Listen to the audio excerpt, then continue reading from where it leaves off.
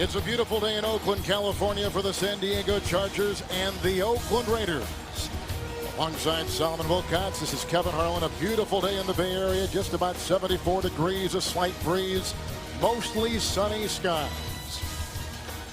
We've already had the flip of the coin. The Chargers won, so that means the kickoff will come from Sebastian Janikowski, who had 5 touchbacks last week against the Houston Texans. And deep back will be Darren Sproles for the Chargers. Pretty important game early on here in the AFC West. Absolutely a long-time rivalry between these two teams. And you know, the team that wins it, they feel like they can really jumpstart their season, particularly amongst division play. And away we go. And looking up into that bright California sun, here comes Sproles. Belted on the play. Williams gets him. 19-yard gain. And we'll spot him at the 22-yard line, which leads us to the terrific quarterback for the San Diego Chargers. Philip Rivers had almost a perfect afternoon last week against Arizona. He has the offense completely in his hands. Laser lock accuracy. He will spread the ball around amongst 8 different targets, all of which are averaging at double figures per reception.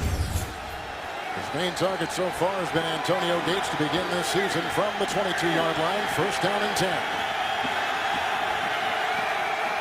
He's got Tolbert in the backfield. McMichael offering a block, and that's just out of the reach of his running back.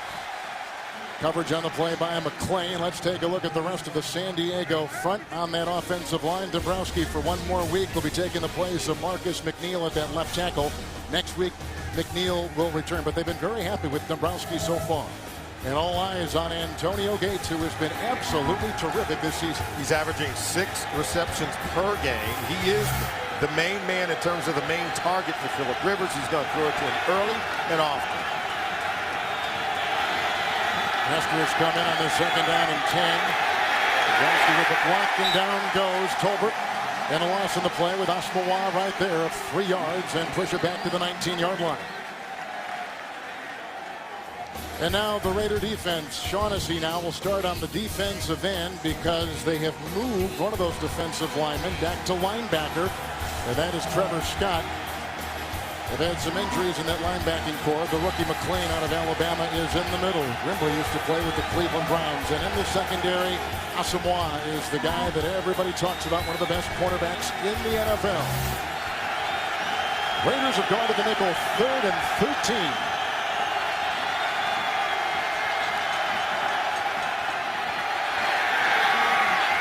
And broken up on the play. Asamoah was right there looking for Buster Davis. So the Chargers with a 3-and-out, Solomon, to begin the game. Nice defensive play there. Are you crazy? Throwing in the direction early on against Nnamdi Asomugha. But look, he forces the ball high. He actually gets a hand on it. And how about his ability? See, watch how he turns around to find the ball. If you're going to be one of the top defensive backs in the National Football League, got to get your head around, find the football, and make a play on it. Cypress will put it. It's blocked. It's blocked, and out of the end zone it goes. The block punt was turned in by Rock Cartwright out of Kansas State, the ex-Redskin. Blocked it out of the end zone. It's the second time he's had one blocked this year. The safety for the Raiders. They begin with a great defensive play. Special teams have plagued the San Diego Chargers, especially in their games on the road. They've already allowed 3 touchdowns to return for kicks, and now a block punt to start off this critical game.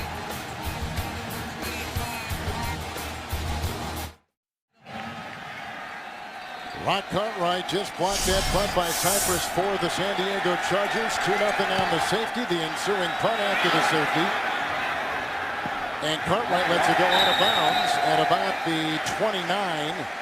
That's going to give very good beginning field position for the Oakland Raiders. And just a minute 4 seconds into this game, and already special teams, which has been the headline. Out of bounds against a kicking team. Oakland selects its option to take the ball at the 50-yard line. First down. Put it at the 50. And already a special teams issue for the San Diego Chargers, something that has plagued them in the first month of the season. Steve Crosby, the special teams coach for the Chargers. Yeah, he's got to get them going. How about Bruce Gretkowski? He is the straw that stirs the drink for the Oakland Raiders on offense. His energy, his ability to spread it around. Since coming in as their starting quarterback, the offense has really taken off. Now they're going to take off from the 50. First down and 10, right to work. Gretkowski. And he's got his receiver, Zach Miller, brought down on the play by Oliver. The gain to the 36, a 14-yard pickup. We'll say with Gretkowski, there's a nice rhythm to this team if he's given time by the line. Loper's going to start for Gallery. Gallery's got a new hamstring, and so Loper comes in and starts once again for the Oakland Raiders. You see the weaponry right there. And Bush is going to start for the injured Darren McFadden, who was the number 3 rusher in the NFL, out today with a hamstring. It is 1st and 10 on the second play offensively for the Raiders. Michael Bush. And brought down in the middle. Eric Weddle brings him down after a gain of 3 to the 34-yard line. Gray now takes the place of the 3-time Pro Bowler Jamal Williams, who is signed with the Denver Broncos.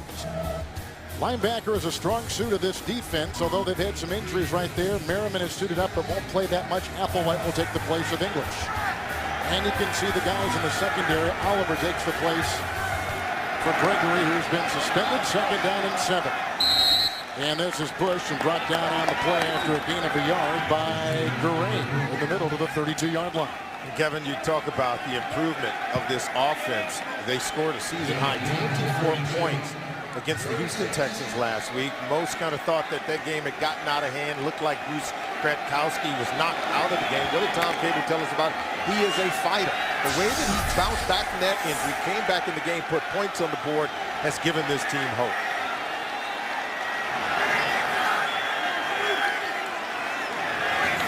And on 3rd down and 6. Out of the reach on the near side of Johnny Lee Higgins. Norv Turner, who was a one-time Raider coach back in 04 and 05, is on top here in San Diego with the Chargers. His record as a head coach in the NFL and with San Diego. 4 consecutive AFC West division titles. Both he and Phillip Rivers put together a kind of chemistry that has allowed them to dominate this division. Now it really just remains to be seen how far can they go into the postseason. So Sebastian Janikowski, who has missed 2 of his last 3, the San Diego defense holds, but they do give up 3 right here, and the 5-0 lead for the Oakland Raiders. A safety and a field goal with a couple minutes gone. Cable and the Raiders up by 5. The NFL on CBS is sponsored by Southwest Airlines. Find our fares online only at southwest.com. Sprint, the Now Network. And by the all-new Volkswagen Jetta. It's great for the price of good. That's Das Auto.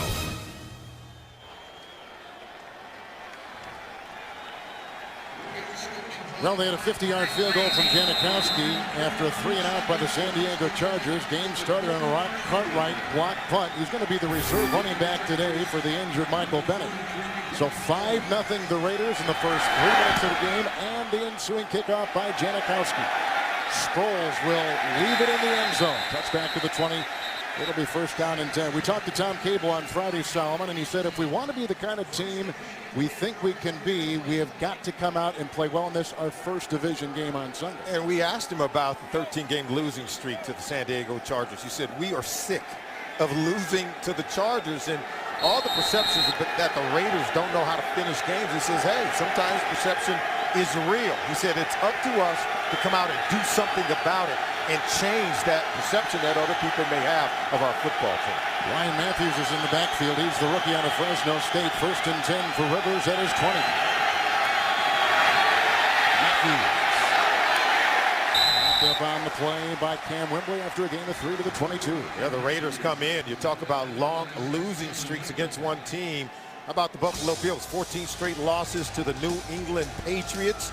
And so you have to be able to break that streak. San Diego Chargers, 13 consecutive losses. I should say the Raiders, 13 consecutive losses to the Chargers. And the Rams, they seem to not be able to beat Seattle until last week when they were finally able to break that streak. You see how the Raiders are able to fare today. Sproles has come in. 2nd down and 8 for Rivers.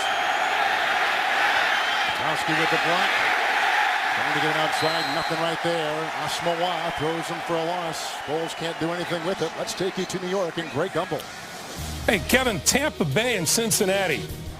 Horrible day for Carson Palmer. Off his 3rd interception, Connor Barr, 31-yard field goal with 1 second to play. That gives the Bucs a 3-point win over the Bengals, 24-21. Kevin and Solly, back to you. You live in Cincinnati. What's the deal with the Bengals? No, I think Carson Palmer has continued to struggle, and I think everyone is perplexed as to why his game has gone south. Raiders in the nickel. 3rd down and 9. Dropped by Sproles in the coverage on the play by the rookie McClain. He struggled last week against the Houston Texans in coverage. He was pretty good right there against Sproles. And look at this. You expect better protection for Phillip Rivers, not the most mobile of quarterbacks, but if you can get pressure in the face of Phillip Rivers, force him to change his launch point as he did there, he's not as accurate. Oh, that ball was thrown at the feet of Darren Sproles. If he's protected, allowed to step up in the pocket, Phillip Rivers is going to be more accurate. So Cypress, who had the last one blocked. And that's how it is. Plucked and picked up. Hiram Eugene. Touchdown Raiders.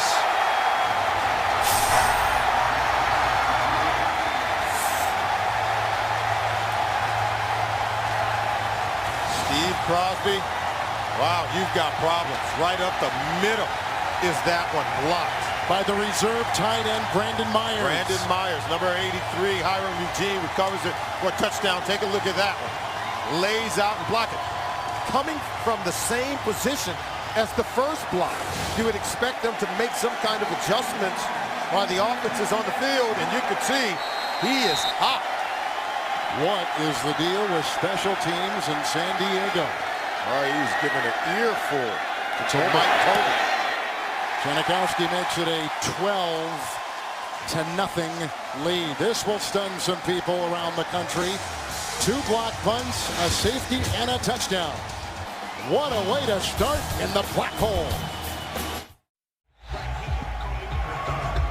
Raiders have lost 13 consecutive games to the San Diego Chargers. What a way to begin with 2 outstanding special teams plays coming into today. Cypress had only 1 punt blocked, and today he's had 2 in consecutive punts. Well, it really has been their problem. The San Diego Chargers, take a look at the problems they've had so far this season. And this is their 3rd road game. In the previous 2, they allowed 3 kicks to be returned for touchdowns. Now another here today, the 4th time it's happened this season. Janikowski with the boot, and this one is going to send Sproles about 7 yards deep. He'll leave it there. Another touchback for Janikowski. One of the best big legs in the NFL. Well, the first punt was blocked by Rock Cartwright. He's going to come right up the middle and get the block. Now that goes out the back of the end zone for a safety, but then Brandon Myers comes from the same location. He blocks it. Hiram Eugene recovers it, takes it in for a touchdown. So you get 2 blocks today. And then how about that? 4 touchdowns allowed by special teams for the San Diego Chargers in their first 5 games. All 3 have come on the road. Tolbert is in. That's Hester in motion. 1st down and 10 from the 20. Tolbert coming out the 100-yard game last week. Stopped at the line of scrimmage. No gain. They stay at the 20 to Greg Gumbel in New York. Hey, Kevin, take a look at Tennessee's Vince Young. Looks like he's going to throw this one up for grabs, and lucky for him, his teammate Nate Washington comes down with it 24 yards later. Tennessee on top of Dallas, 7-0, 9:40 to play in the first. Kevin and Solomon. Tennessee kind of coming together here, aren't they? Yeah, Vince Young needs some receivers to retrieve some of those balls. Sometimes it's better to be lucky than good, JB.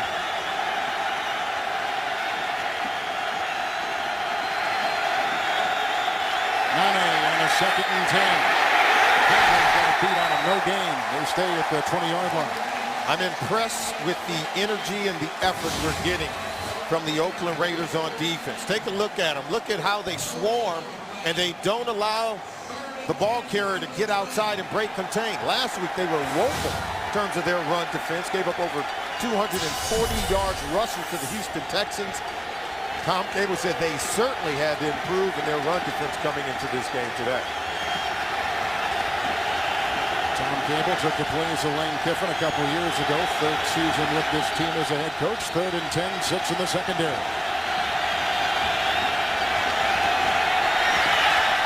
And that is scores. A flag is down. It's out of bounds near midfield on a catch and run at 29. Let's see what that flag is all about. It's against the Chargers. There was movement on that offensive line. Illegal formation. Offense, number 66.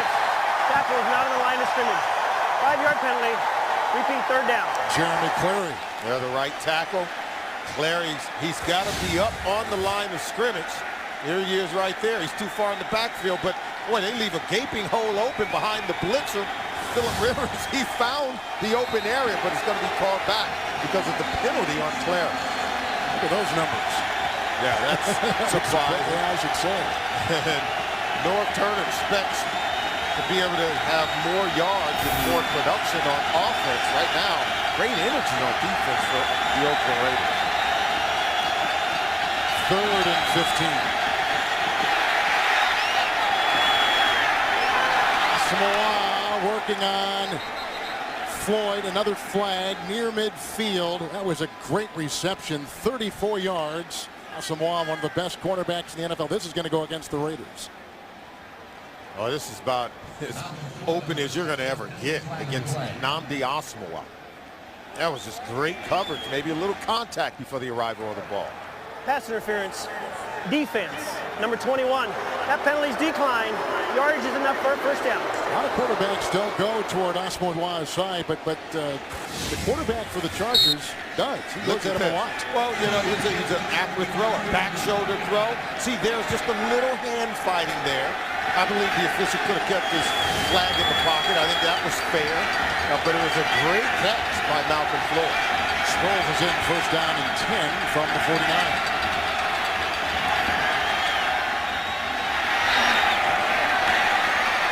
Caught by McMichael, the tight end, brought down by McClain, takes it to the 47-yard line on a gain of 3.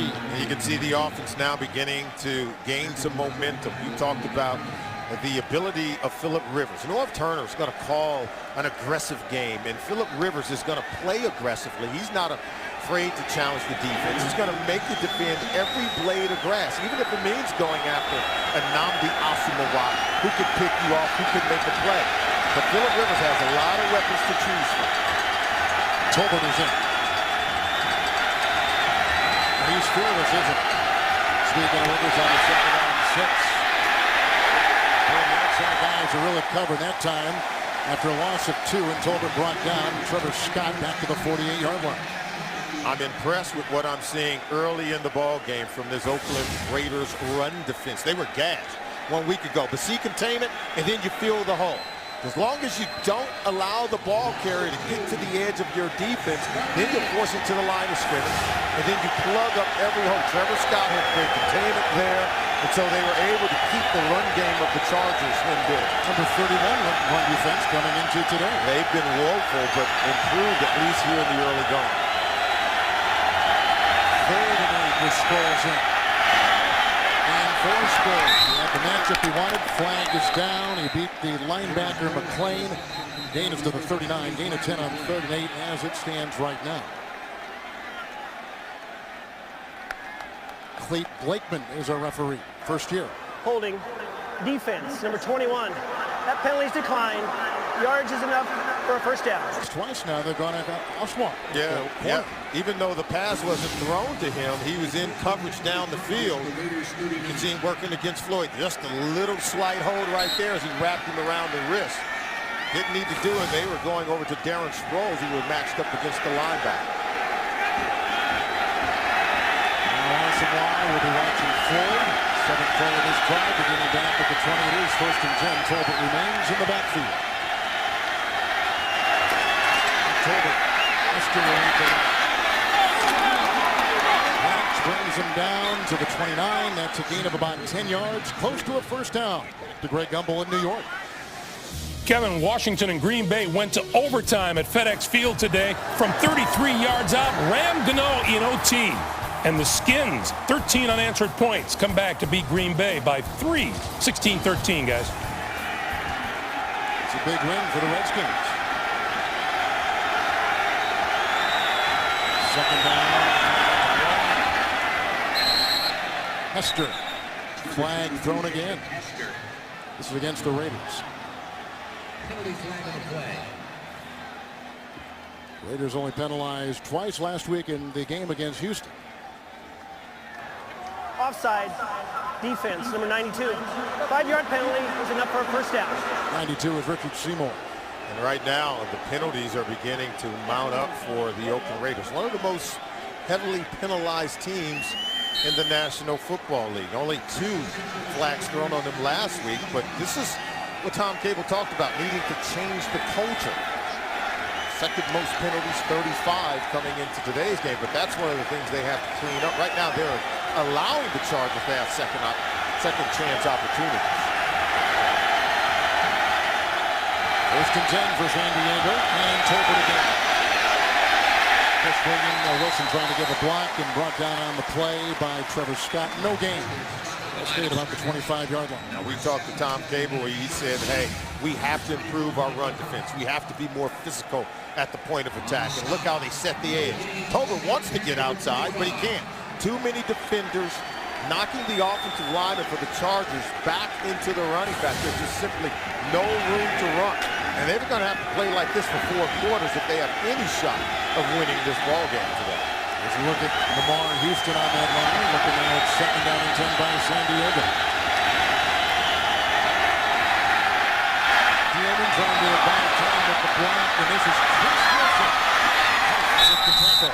Inside the 5, it'll be goal to go on a catch and run on the play of 16 yards. Oh, I love the play calling by Norv Turner. This is pretty slick. It's okay, you want your tight end. See, look, he's here. He comes across the formation. He was blocking as if he was a pass protector, but then he was able to leak out across the formation. That's why he's wide open, because the man in coverage ended up blitzing on Phillip Rivers, and Norv Turner able to get his tight end uncovered and into the secondary. First and goal. Rivers, Wilson, and just a yard gain on the play, down to about the 8-yard line. Red zone area where teams really struggle to throw the football. Now, the Chargers, remember, they were very poor in terms of their rush offense. Remember, last year only averaged 88 rush yards per game, ranked 31st in the National Football League. Where they come in to today's game, having improved their ability to run the ball, Mike Tolbert, as well as Ryan Matthews, we'll see if they'll put it on the shoulders of Phillip Rivers. Matthews is in. Second goal, slicing his way down inside the 1 and brought down there on a burst of 7 yards. This is the rookie out of Fresno State. They traded up in the draft to get, and they love what he can do. Well, it's what Norv Turner wanted to do to improve his football team this offseason. Look at pounding the ISO play, leading Hester up in the hole, isolated on the linebacker, getting Matthews to the second level. They wanted to become a more physical football team at the line of scrimmage than Norv Turner, and they invested by drafting Ryan Matthews, helping the offensive line and the running game to improve. Extra offensive lineman Murchkowski right there lined up next to McDaniel. It's third and goal at the 1. Tolbert stuffed. McLean right there. Was there a fumble on the play? Mitchell picks it up. No whistle. Down he goes. It's a turnover for the San Diego Chargers.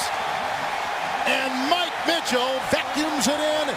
A turnover for San Diego in the red zone. Wow. You talk about needing to be more physical at the point of attack. That's what Norv Turner told us when we met with him. He's forcing his quarterback to have to be a linebacker. After Tolbert fumbles, Phillip Rivers makes the tackle. The NFL on CBS is sponsored by Bud Light. It's the sure sign of a good time. Here we go. And by ExxonMobil, taking on the world's toughest energy challenges.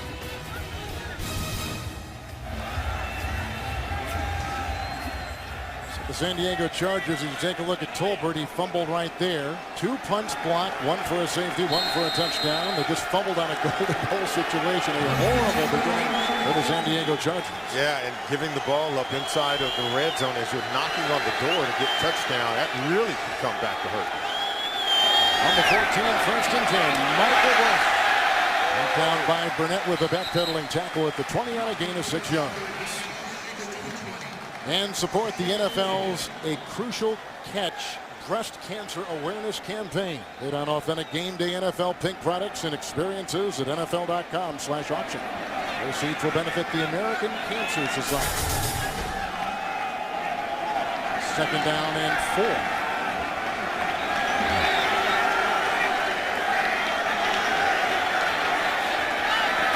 Bush with a nice block. But an underthrown pass to Murphy. Rather than Hayward Bay. He's playing with a strained groin. Third down and 4 coming up. What do you know about Gronkowski? Tell me what you think about his quarterback. He's feisty. There's no doubt about it. I think he brings a certain kind of spirit to the game that the other guys in the huddle, the other 10 guys in the huddle can appreciate it. And then his approach to practice during the week and then the meetings. You can see the third down conversion rate for the Oakland Raiders on offense. I think he's allowed his offense to go to another level simply because of his professionalism. Third down and 4. Nickel secondary for the Chargers. The line, I don't know if it hit an offensive lineman or was swatted down, but nonetheless 3 and out for the Raiders. So the defense does their job. Looks like maybe Phillips got in his grill and knocked the ball away. The Chargers needed this to happen because the Raiders are stealing the momentum in this football game, and now the Chargers defense forced 3 and out. They should get pretty good field position as Sproles is set to return this punt. But Shane Leckler, we know he can boom them with the best of them, Kevin. Well, he's number 1 in gross and net in the NFL coming into today. Sproles is deep back. Great punt. 17-yard line. Run time of 4-3. It's by Eugene, and that was brought down on the play by Rock Cartwright. He blocked the punt earlier. 12-yard return, 63-yard punt.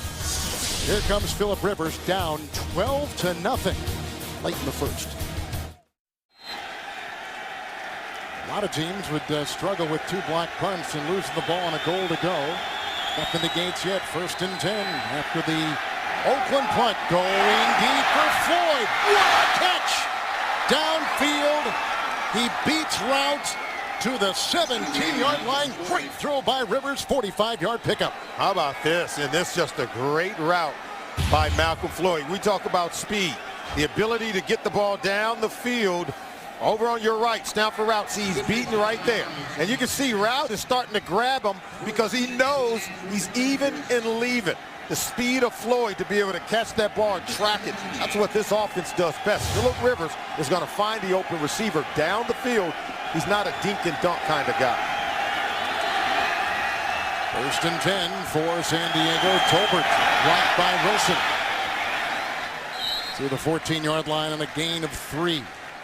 Wembley was down there with the stop. Oh, absolutely. We talked about Phillip Rivers. We talked about all the weapons that he has at his disposal. He has 8 different players, and that's just after 4 games so far this year. 8 different players who are averaging in double digits in terms of yards per catch.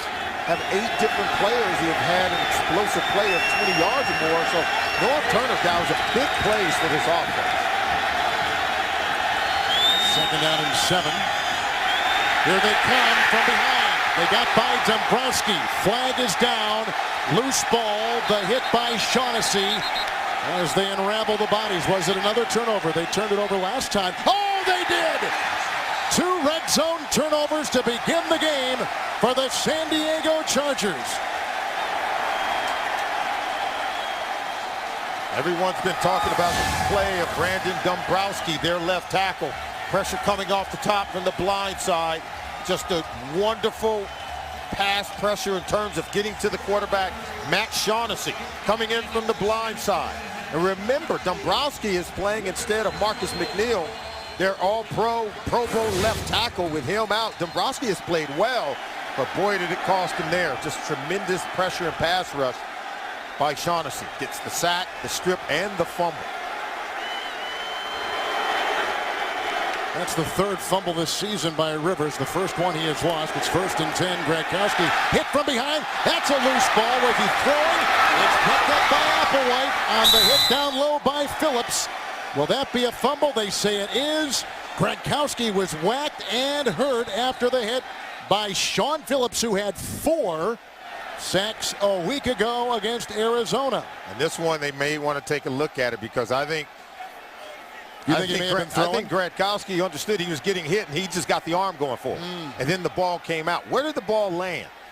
At the 20-yard line. It was going forward. It was going forward. I don't know that ball's going to jump out forward all by itself. After the play, personal foul, unnecessary roughness on the offense, number 60. That penalty will be enforced half the distance to the goal line. First down, San Diego. Sean Phillips coming in from the blind side. Take a look. Now watch the arm. Was that arm moving forward? I think it was. The ball moved toward the line of scrimmage. You can see arm going forward, ball comes out. Gradkowski is playing with a sore right shoulder today. Now let's see how you see. There we go. Okay, arm going forward. I think that's arm moving forward, and not necessarily ball came out as as a result of impact. Oakland is challenging the ruling on the field of a fumble. Gradkowski was hit hard last week by Bernard Pollard of the Texans. Licking his wounds right now. Jason Campbell is warming up for the Raiders. Welcome back. Take a look at the hit on Bruce Gradkowski. Arm moving forward, then ball comes out. You don't have an empty hand moving forward. The ball is in it once it starts to move forward. And we can show you from another angle that he actually has a receiver over there. See, ball moving forward, then ball comes out. And then you have a receiver over in that area of the field where Gradkowski was attempting to throw the football. That ball comes out and it moves forward when it comes out. So I know North Turner said, hey, we would love to go ahead and get the turnover. Remember, it was ruled a fumble down on the field. Tom Cable threw out the red flag, wanted to challenge it. It's going to be interesting to see what the officials say and how they view it. But I think by the letter of the law, empty hand, okay, moving forward. No, the hand wasn't empty. The hand had a ball in it as it started to go forward.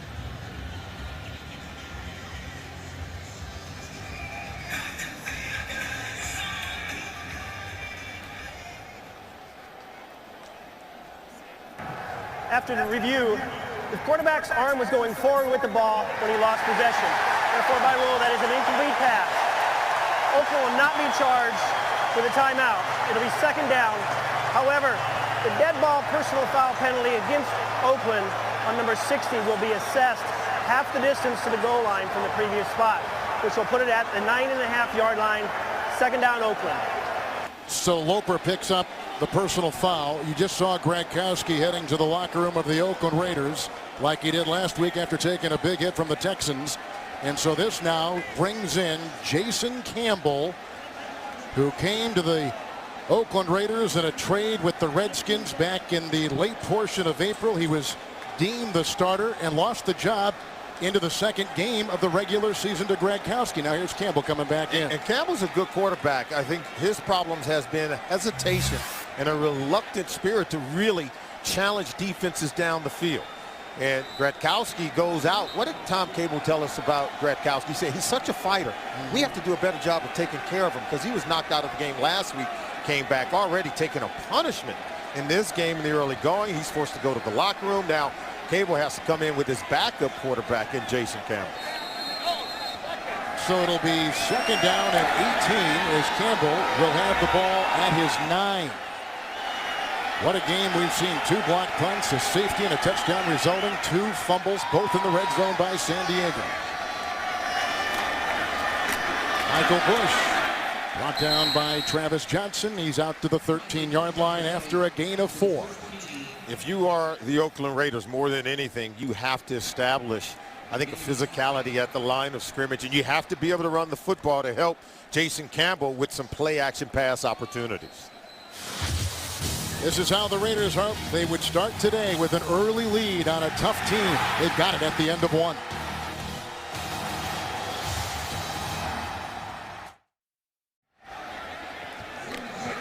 Charger coach Norv Turner told us last night, he said the problems on the road where we are 0-2 have been turnovers and special teams issues. Absolutely. And how about the turnovers inside the red zone where they could have had points on the board? Here is a 3rd and 15. Bush to the 29. Brought down on the play by Paul Oliver. 14-yard gain on 3rd and 15. Michael Bush is the real deal. Just a simple draw play and leading Zach Miller, the fullback, as the lead blocker. And they get him to the second level. And even North Turner even said, hey, we almost drafted Michael Bush. They thought that much of him. The Raiders were able to take him before the Chargers could. Now he gets to start today. And even Tom Cable said, we've gotten longer runs, more explosive runs out of Bush more so than Darren McFadden. Luckler to punt. Sproles. Eugene was there. Rock Cartwright was there on that 58-yard punt, a 10-yard return. Eugene has got a touchdown today and a block punt, part of the 12-0 Raider lead.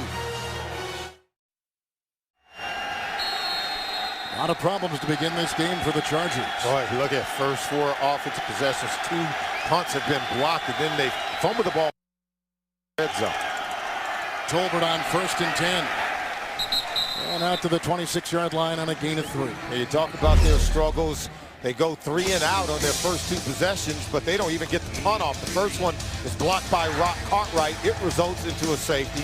Brandon Myers blocks the second one from the same location. They return it for a touchdown. Hiram Eugene. And then on 2 possessions inside the red zone, a fumble by Mike Tolbert, and then the fumble by the quarterback, Phillip Rivers. And boy, the Raiders defense is playing well and winning the game on special teams also. 22 plays, nothing to Gates yet. 2nd down and 7 for Hester. Deflected on the play. Incomplete, bringing up 3rd and 7 for Rivers. We go to Greg Gumbel in New York. Hey, Kevin, check out what's happening in Dallas. For the 2nd time today, Vince Young, a touchdown pass. This one 12 yards to Kenny Britt. 17-3. Tennessee leading the Cowboys. 12 minutes to play in the first half. Not too big a surprise. Tennessee has won their last 10 games against NFC teams. That's right. And Tennessee Titans, you know Jeff Fisher's going to have this team bounce back. Seem to always be a very resilient bunch. Sproles is in on this 3rd and 7. The nickel there for the Oakland Raiders. Sproles, 1st down and then some. Huff brings him down and brought down also by Wembley. 23-yard catch and run. And spot him at the 49. He's just wide open. Darren Sproles comes out of the backfield. Here he is right here. And watch, he's just going to come wide open, getting outside the defense. And there is no one there. Look at that. Just no one within 10 yards of Darren Sproles. On 3rd down and on any down, when he's lined up outside that tackle, he's coming out as a pass receiver where he can catch the ball and really do some damage to your defense. 1st and 10. Nothing to Gates. Tolbert was in and gets the call. McClain chasing 1st down to the 38-yard line. That's a 13-yard gain. 2 quick 1st downs by San Diego. And now you can see, even though he's yet to complete a pass to Antonio Gates, haven't even targeted Antonio Gates, Phillip Rivers is picking the defense apart. North Turner starting to use Gates more as a decoy, where Malcolm Floyd is catching the ball. Darren Sproles, Mike Tolbert coming out of the backfield. So sooner or later, you know Gates is going to get one-on-one coverage, and they're going to hit Pater throwing the ball to him.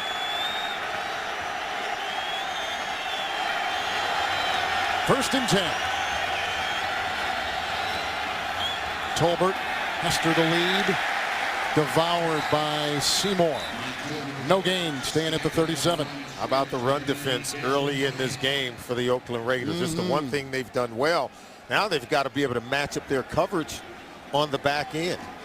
They're losing sight of some of the backs coming out of the backfield, maybe paying too much attention to Antonio Gates, allowing others to go free.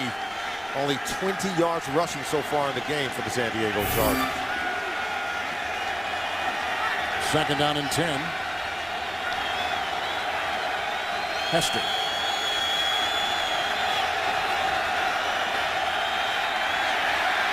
Cleary the block, and that is caught. Floyd belted by Huff. down to the 23, 15-yard strike, another San Diego first down. Well, Malcolm Floyd is getting open. He understands the offense. It's just a square in route coming over the middle of the field. Behind the linebackers, there's no depth in terms of the linebackers, in terms of their coverage. So that's just an easy completion for Phillip Rivers. Look what Floyd has done. Catches of 15, 45, 34 yards so far. Chris Wilson is a tight end, so those catches that would go to Gates going to Wilson. 1st and 10 with Matthews in the game. Hester shuffled out of bounds by Huff across the way. Down to about the 18-yard line and a gain of 5. They've got a lot of ways to get you, the San Diego offense does. And everything for the San Diego Chargers, I think it starts with protection. Their ability to protect their quarterback, Phillip Rivers. He's not the most mobile. And even last year, when they didn't have a formidable rushing attack, he still threw for over 4,000 yards. And they come in today. Norv Turner's offense ranked #1 in the National Football League. It's because the offensive line gives Phillip Rivers plenty of time to survey the field and to throw the ball down the field for huge chunks. Tolbert back in against the 4-man secondary. 2nd down and 5. Rivers right on the money. What a catch by Gates for the touchdown. His league-leading 7th of the year. 19-yard pass. And the Chargers are on the board for the first time. You knew it was coming, and you still couldn't stop it. Now he's caught a touchdown pass in 9 consecutive games. That's an NFL record for tight end, and it's right down the middle of the field. Laser lock pass in double coverage against 2 defensive backs. Antonio Gates. He was a power forward as a college basketball player. Didn't he look like a basketball player going up for that rebound there? What a great catch. And says, you know, there's just so much you can do physically to expand your game, but mentally is where I've really tried to make myself better. Yeah, he has. And we talked about him being a college basketball player. He knows he's got the physical ability, but his ability to learn how to run routes and time up his speed, he can break your back on defense. Great catch for a great player. The NFL on CBS is sponsored by Travelers. Insurance for auto, home, and business. DirecTV. Watch your favorite team wherever you live, only on DirecTV. Call to switch today. And by Burger King, who reminds you to have it your way.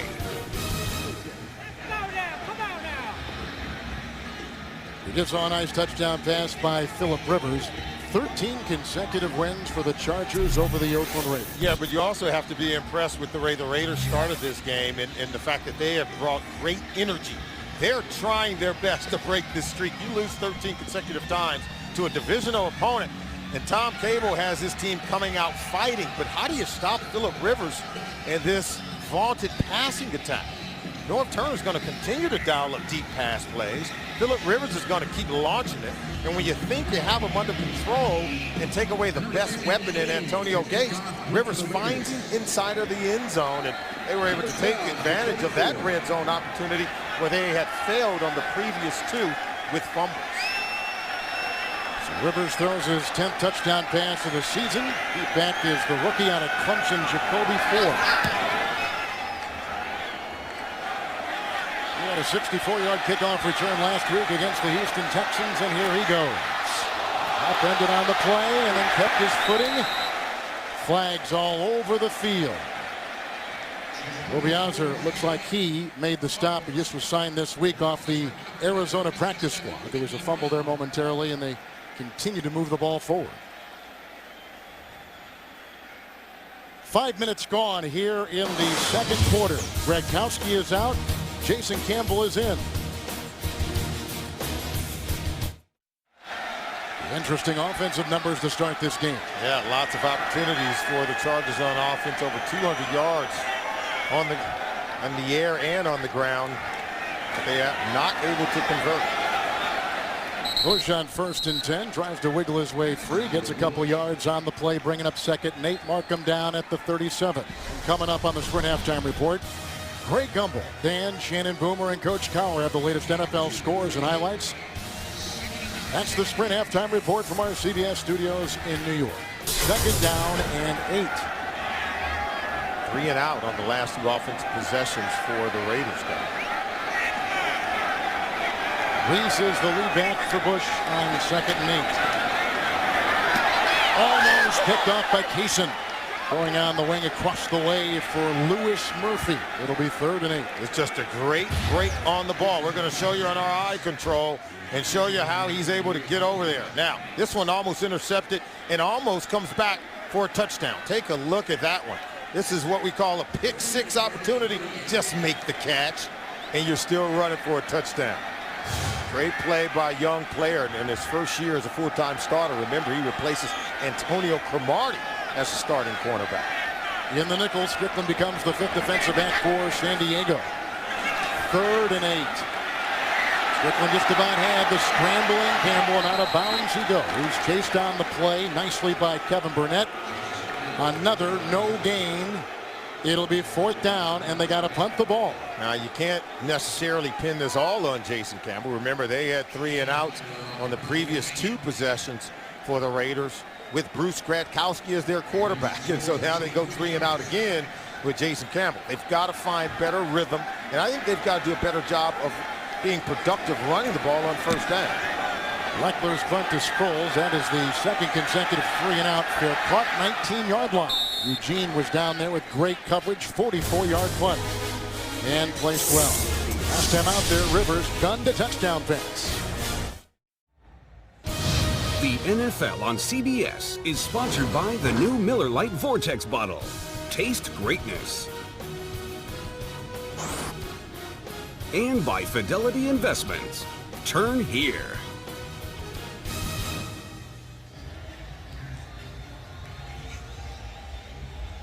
And Friday on CBS, the murder of an off-duty police officer hits close to home in an all-new episode of the new hit drama Blue Bloods. That's Friday only on CBS. Here comes Philip Rivers, the #1 offense in the NFL, coupled with the #1 defense in the NFL of the Chargers. First time it's been that late since the 50s. Cleveland will have to do it from the 19. Good little run up the middle, and that's by the rookie out of Fresno State, Ryan Matthews. 6-yard gain right there to the 25. Well, the Chargers went 3 and out on their first 2 possessions, but lately they've started to get some momentum, and I think it started with their ability to run the football. Philip Rivers is getting the protection that he wants, and now if you're the Oakland Raiders, you've got to be able to get off the field, keep your defense rested. And Norv Turner right now is dialing up some great plays for this offense. 2nd down and 4. Nane in motion. Matthews following Hester.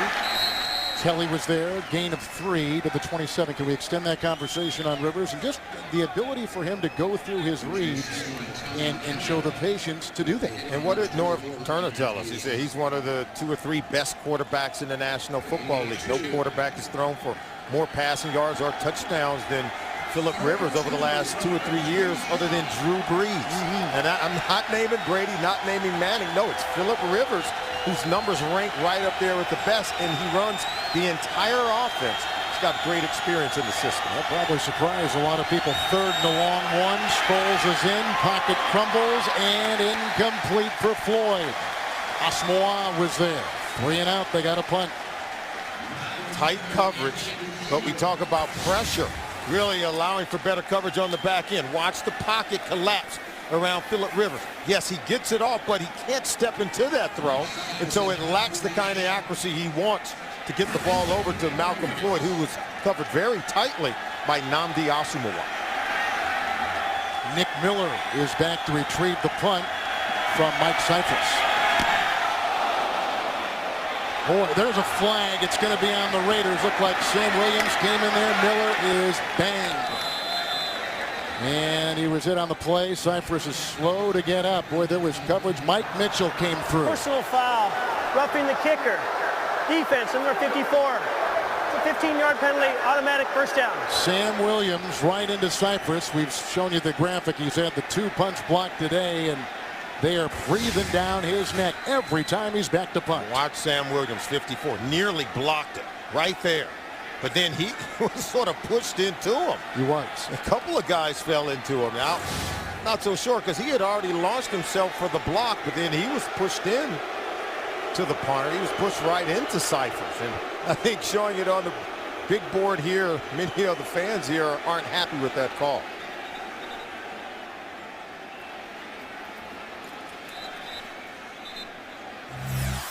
So the Chargers will begin at their own 42-yard line, and that does not look good if you're a Charger fan, with Cypress hobbling to the sideline.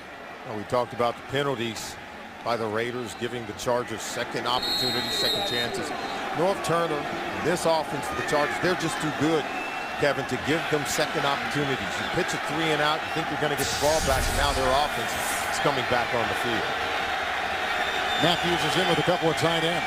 First down and 10. Matthews a block. And Rivers, Antonio Gates. Huff the tackle to the 34. Catch and run at 23, first down.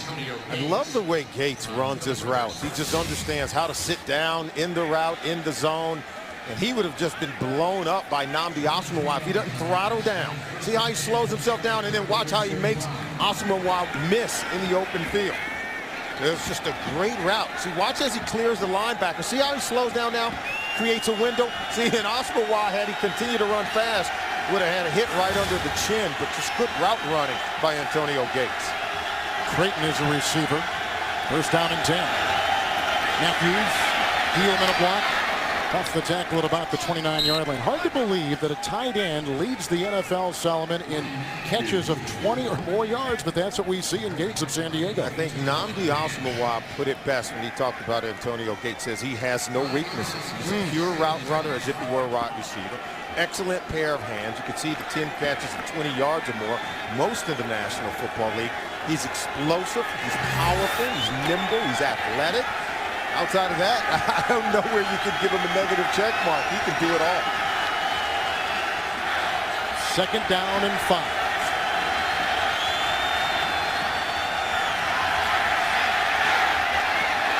Good-looking catch made by Floyd, who's had some long receptions today. A 15-yarder right there. First down to the 15. Working on Huff. Yeah, this team doesn't really miss Vincent Jackson. Yeah, he's a good football player, but there's too many weapons. Look at that throw. And the way that Floyd was able to extend himself and separate from Nnamdi Asomugha, it was as if Phillip Rivers threw him open. Threw the ball to the open area, and Malcolm Floyd just went out and got it. Rivers has no problem throwing at Asomugha, does he? No, he doesn't. No, he doesn't. He's going to throw to the open area. You notice he threw away from Nnamdi. First and 10. Hester. Out of bounds by Rout. Just a kind of a jack of all trades as they work the ball to the 4, setting up a first and goal, a gain of 11. Phillip Rivers is accurate with the ball, even when under pressure. Lamar Houston came in and laid the lick on Phillip Rivers, watching number 99. But watching the ball is still thrown with great accuracy over to Jacob Hester. So he's just saying, what do I have to do? Yeah, I hit him, but geez, I didn't force an incompletion. It's that patience we were just talking about, going through your reads. Right now, Phillip Rivers has his team back inside the red zone. Tolbert is in with the first and goal at the 4. The call easily into the end zone. San Diego's got the lead for the first time on the 4-yard touchdown run by Tolbert. Goes all the way back to the penalty on Sam Williams. He comes in and hits Cyphers, so they get a new set of downs. Phillip Rivers takes his team right down the field. Hard-nosed running behind Jacob Hester, the fullback, with the seal block, and Tolbert just walks into the end zone. Look at that, walks right in. Couldn't even pull his flag.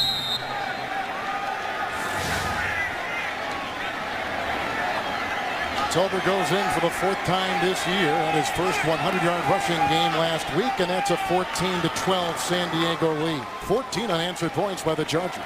Well, they're too good to give the second chance opportunities as a result of penalties, and they're hard to stop. Just a great day here at Oakland Alameda. The Coliseum here is just a real great presence. Is that our commissioner? It is. Roger Goodell. He was hanging out in the black hole earlier during the day. He's here today, and the Sunday night game is over at Candlestick, and San Francisco will host the Philadelphia Eagles, so he's going to get 2 games for the price of 1 trip, and that's what we're seeing in the eyes of the commissioner, who likes to go around to every city in the regular season and just kind of touch base. And this is a good place to hang out. There's no doubt about it. You walk through and you see the tailgaters in the parking lot, and then you come into this stadium. The way the commissioner gets around the National Football League, you stop through here and you can see he's received very warmly by the fans here in Oakland.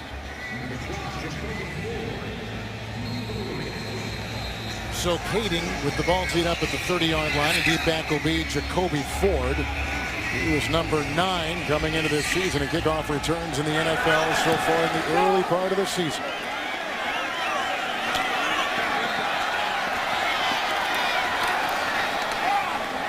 And they finally get him down after he takes the ball up to about the 32 on a 24-yard return. Well, tomorrow on CBS, it's Trouble in Paradise as the 5-0 team tracks an escaped convict.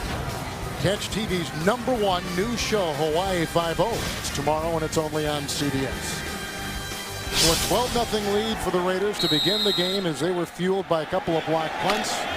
A couple of turnovers in the red zone by the Chargers. Jason Campbell takes over for the injured Gradkowski, who will be out for the rest of the game, they tell us, with a bruised right shoulder. From the 33, 1st and 10, Bush in the backfield. Blitz is on. Down he goes. Boy, do they come streaming through. Great play. Burnett, the former Cowboy, sacking him, loss of 5, back to the 28-yard line. It's a great play. Now, earlier on the kickoff, we want to show you something else, Kevin. Look at Nate Kading. He's going to kick this one off, but he tweaked himself. Look, he's a little bit injured. He went limping off. Not quite himself. Little divot when he kicked that ball. 2nd down and 14. Coming in again. Applewhite this time. Campbell throws it away. It hit the back of his fullback, Marcel Reese. That brings up 3rd and 14. The linebackers just cause so much pressure for this Charger defense. And that's what Tom Cable said. We have to block their linebackers. Talking about the San Diego Chargers, their ability to rush the quarterback. 9 sacks 1 week ago for the San Diego Chargers when they were playing the Arizona Cardinals. And so the thing that Tom Cable feared most, getting behind on the scoreboard and getting into that situation in the game as they face a 3rd and long where you have to throw the ball. 25 sacks in their last 6 games against the Raiders. 3rd and 14. They need the 43. Bush with the block. Zach Miller, the tight end. And he's got the 1st down as he was brought down on the play by Oliver. 17-yard catch and run by truly one of the emerging stars on this Raider offense. Quarterback's best friend is always a good tight end. You see him block for pass protection, catch the ball out in the flat. Now, and he watch him make 2 defenders miss as he picks up the 1st down. And Zach Miller has been the go-to guy. Talk about the other tight end outside of Antonio Gates. Look at what he's done already. A couple of touchdowns by reception. Got him in motion here to a slot on a 1st and 10. The block by Reese. Campbell.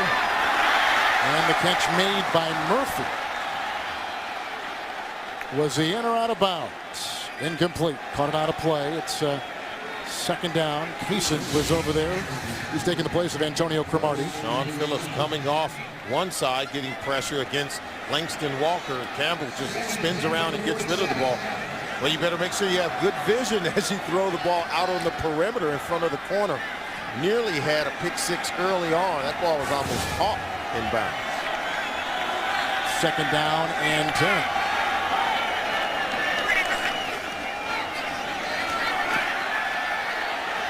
Walker had the block that time. That is Reese. He is brought down on the play by Jammer after a gain of 4 to the 49. They knew the Chargers did coming in. They thought they could take advantage of what they thought was a pretty porous offensive line of the Oakland Raiders. Well, it is about putting pressure on the quarterback. That's how Ron Rivera, their defense coordinator, is going to dial it up. And I do believe that, you know, the Raiders playing without Darren McFadden. Remember, he's a potent weapon, particularly a running back. Not only can carry it, he can catch the ball out of the backfield, but they don't have him in today's game. Chargers in the nickel on this 3rd down and 6.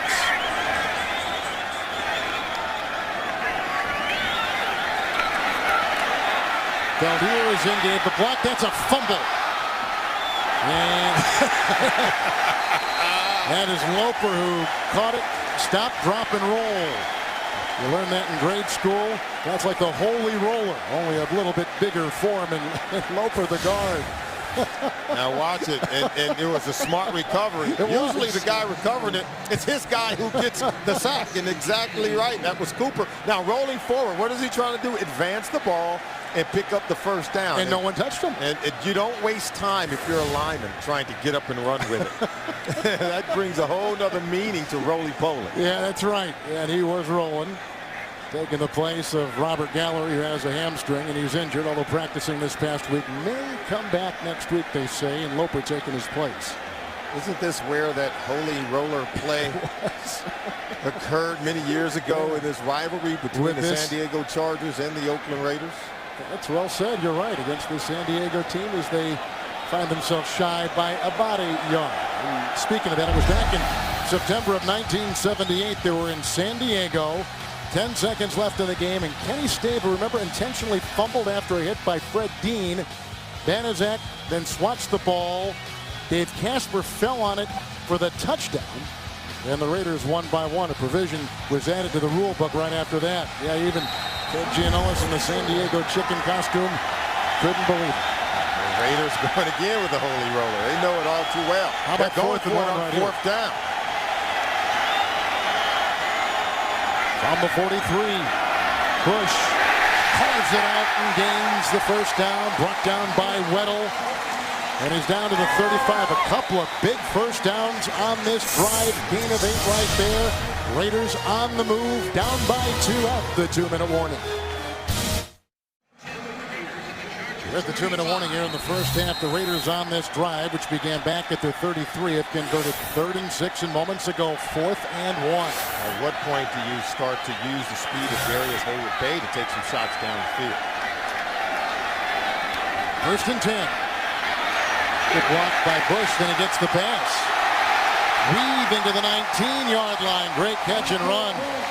Brought down on the play by Cesare. 16-yard pickup and a first down. Just a wonderful play. It was a play-action fake. They wanted to go down the field. We'll show you in our eye control.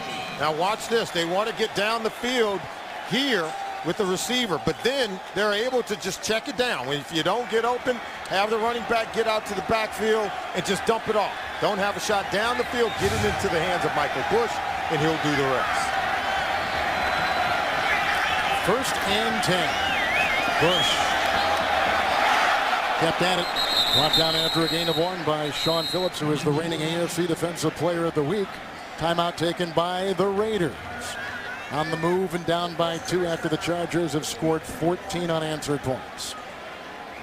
Well, coming up on the Sprint Halftime Report, join Greg Gumbel, Dan Shannon, Boomer, and Coach Cower for the latest NFL scores and highlights. That's the Sprint Halftime Report from our CBS studios in New York.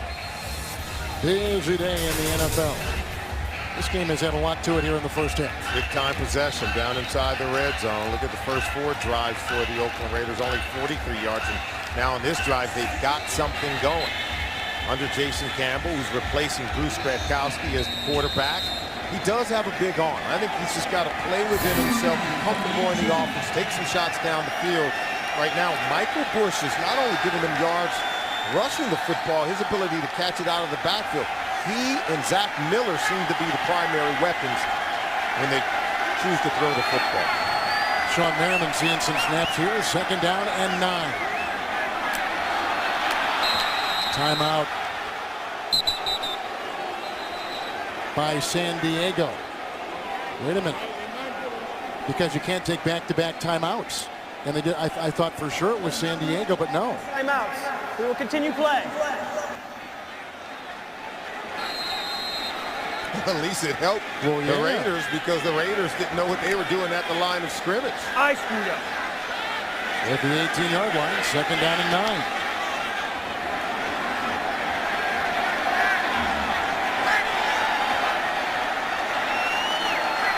Five defensive backs for San Diego.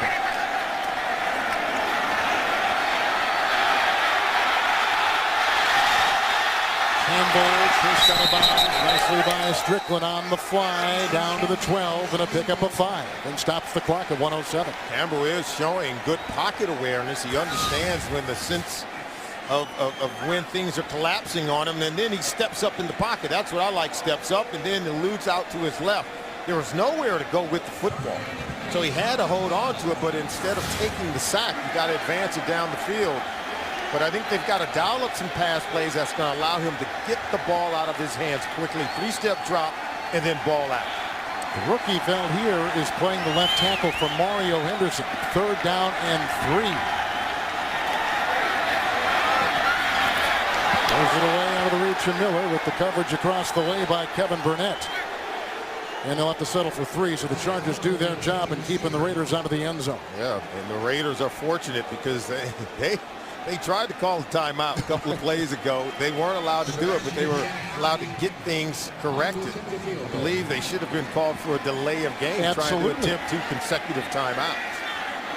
Janikowski's already made a 50-yarder today. We'll try this one from 30 yards away. Try to recapture the lead for the Oakland Raiders. And it'll be 15-14. Oakland.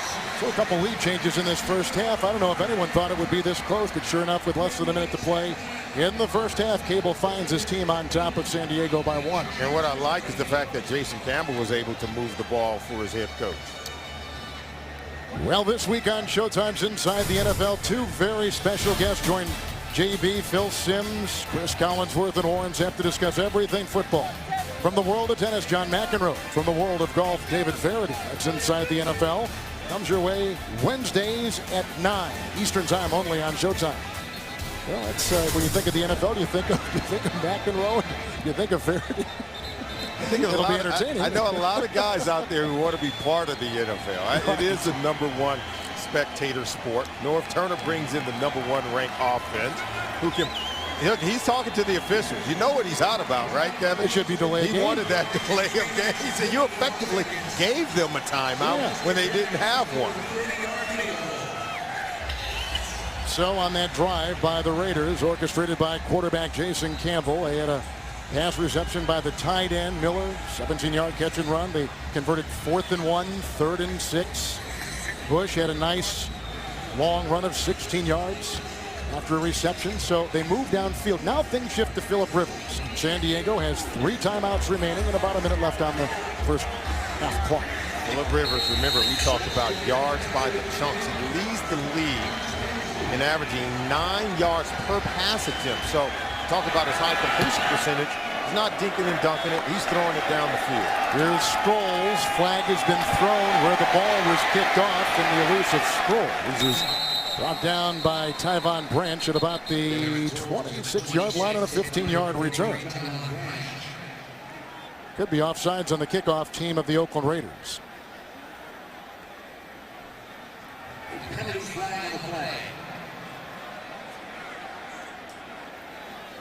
Clete Blakeman, he was a backup quarterback at the University of Nebraska. He's now in his first year as a referee in the NFL. Is offside. Kicking team number 45. That 5-yard penalty will be assessed and real re-kick. That's Marcel Reese, a couple of years out of Washington, who plays the fullback, the lead back for this Raider team. Tom Cable, we mentioned this before in the broadcast. Since he took over for Lane Kiffin, he's tried to change the culture, bring a little bit more discipline and structure to practices and everything about the organization. He talks about investing more time in studying inside of the facility, and of course putting in the work and training hours and practice, trying to build the right mentality for his team. The penalties, though, still persist, and I tell you this, when you have a lot of penalties, you're going to give really good football teams second chances against you. And I think some of those have come back to haunt the Raiders even in this game today. Janikowski, who kicked that one short before to Sproles, is already a couple of touchbacks deep in the end zone. I wonder what they'll do on this one. Well, they should get better field position than at that 24-yard line where they were originally. He's going to do the same thing with the little squib. And Sproles, who grew up in Kansas City, will take it. Looking for a seam. Colbert trying to apply a block. A little extra pushing after the play there. Applewhite is in there working on Davis, and that is a 20-yard return. But we talked about the coaching here in Oakland. There have been a lot of guys that have come and gone over the years recently, since we've seen the last 5, 6, 7 years. Oh, there's no doubt about it. Going back, even a guy like North Turner used to coach here. He's standing on the sideline with the San Diego Chargers. Now they have Tom Cable. He brings a certain mentality with him. He hires a new offensive coordinator in Hugh Jackson. And now you think that they're starting to put together the kind of offense that can compete with teams like the Chargers. Raiders in the nickel, couple tight ends for San Diego. First down and 10. 3 timeouts remaining. And going deep, and he's got his receiver. That is Floyd, who has been a huge target today. Malcolm Floyd double covered to the 33 on a 35-yard strike by Rivers. Wow, and you know, at the cornerback, number 37, Chris Johnson, doesn't get back in time, and they're able to get behind him. They get behind him because they'll run the tight end in front of him. Look, this was going to come clear over to the other side of the field. But there you see that cornerback. Chris Johnson has to get back to defend, but they run a tight end in front of him, and so they're able to get behind him and in front of Branch. Just a beautifully designed play by Norv Turner. A career game already in one half of football for Malcolm Floyd. I mean, what a tremendous effort. He's caught well over 150 yards worth of Rivers passes this afternoon. Where did we tell you that Rivers was going to go with the ball? Down the field. Yes, sir. He's not going to dink and dunk. 153 yards. When you play in an offense that likes to throw the ball down the field, if you're Malcolm Floyd, you're going to have huge numbers like what we just saw. 6 defensive backs, and Sproles is in the backfield. First and 10. Sproles a block on the money to Gates. Covered across the way by Chris Johnson. He's down to the 20, picks up 12, another first down. When we talk about the route running of a big, nimble tight end like Antonio Gates, he's working against corner. Corner can't even close and get tighter coverage than that. He turns as if Gates is going deep, but Gates knows how to throttle down the speed, give the appearance that he's going deep, but break it off. Over 500 receptions in the National Football League, 6th most all time for a tight end. He's got 3 today. The last one for a first down. First and 10. Flurry the block. Got him again. Wide open. They had Creighton in the back of the end zone. Incomplete. He was open. They're working on Chris Johnson pretty significantly here on this drive. Yeah, they're running routes in front of Chris Johnson, and he's biting. He's biting on those underneath routes. And he was wide open. This is definitely a blown coverage. And watch them. See, they both sit on these two. Now, who's going to go deep and cover the outside corner of the end zone? Were they handing off to Branch 33 on that play? Well, no, it was a fake. It was one of those deals. Wasn't a hand off the cornerback. Got to read the number 1 and number 2 receiver, but still cover deep. Second down and 10. Sproles. Mitchell can't make the first stop, then he is whacked from behind by Trevor Scott after a gain of 2 to the 19-yard line. San Diego will burn a second timeout, and so they've got 1 left, 20 seconds to play here in the first half. I want to go back on that pass opportunity to Patrick Creighton. Normally, you don't see Phillip Rivers missing on a receiver who's that wide open. No, and he was. And they got the ball. It was just under a minute left in the first half. Phillip Rivers, Norv Turner, they can move the ball in a hurry. Floyd had the big play, that 35-yard reception. And now they have another opportunity inside the red zone. Earlier in the game, in the first quarter of today's game, they had 2 fumbles inside the red zone. But look at the numbers. Phillip Rivers, 290 yards passing in the first half. Amazing. Almost 300 yards.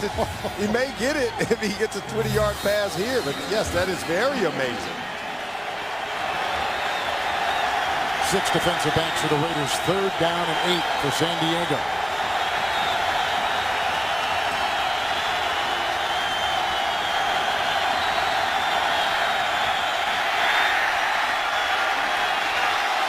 That was over the head of Floyd. Again, Chris Johnson was being targeted. Is there a flag? Yes.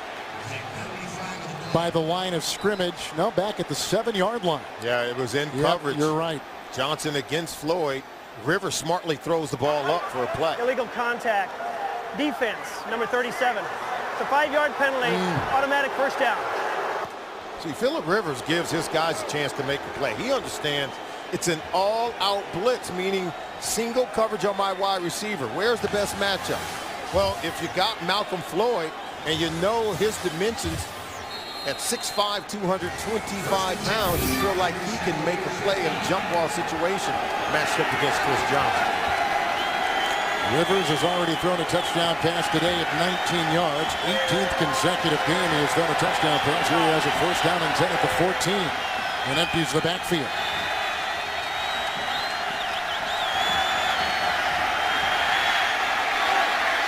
Out of the reach, incomplete, looking for Buster Davis.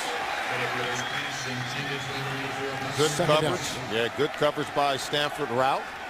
He's matched up, and Rivers is going to give the, as we said, wide receivers a chance to make a play, but Stanford Route was able to jam the wide receiver at the line of scrimmage. Totally disrupted the timing of the pass play.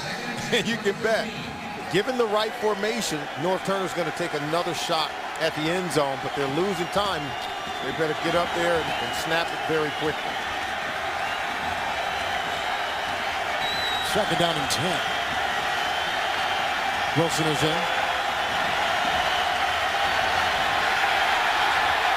Flags all over the field. Wilson was covered across the way by McClain. 3 flags. Wow. Holding. Offense. Number 62. The 10-yard penalty. Still second down. That is Brandon Dombrowski. Well, he nearly tackles, I think, Cameron Wembley, who comes in from the backside. I mean, he just tackles him right to the ground. Watch this play right here. And Wembley going to dip and rip. But look at this. He just pulls him right to the ground. He would have had a sack on Phillip Rivers if Dombrowski doesn't tackle him to the ground, and you've got to throw the flag on that. Dip and rip. I like that. It's a dip, dip that shoulder and rip underneath. It'll get you to the quarterback. Nearly had Cameron Wembley a sack on that play. Raiders defense does their job to keep him out of the end zone. They do a really good job. Because certainly Phillip Rivers doesn't miss on that wide open pass to Patrick Creighton. Chargers going to have another touchdown. Well, the last time we saw Keating, he was hobbling off the field, and here he is now trying to put 3 more on the board for San Diego and give them a halftime lead. About a 43-yard try for Keating. He's made 8 consecutive field goals beyond 40. Make it 9 straight, and the lead goes back to San Diego. 17-15 with a second to play in the first half after being down initially 12-0 in the most disastrous of starts for San Diego. North Turner's got a quarterback who can put points on the board with the best of them.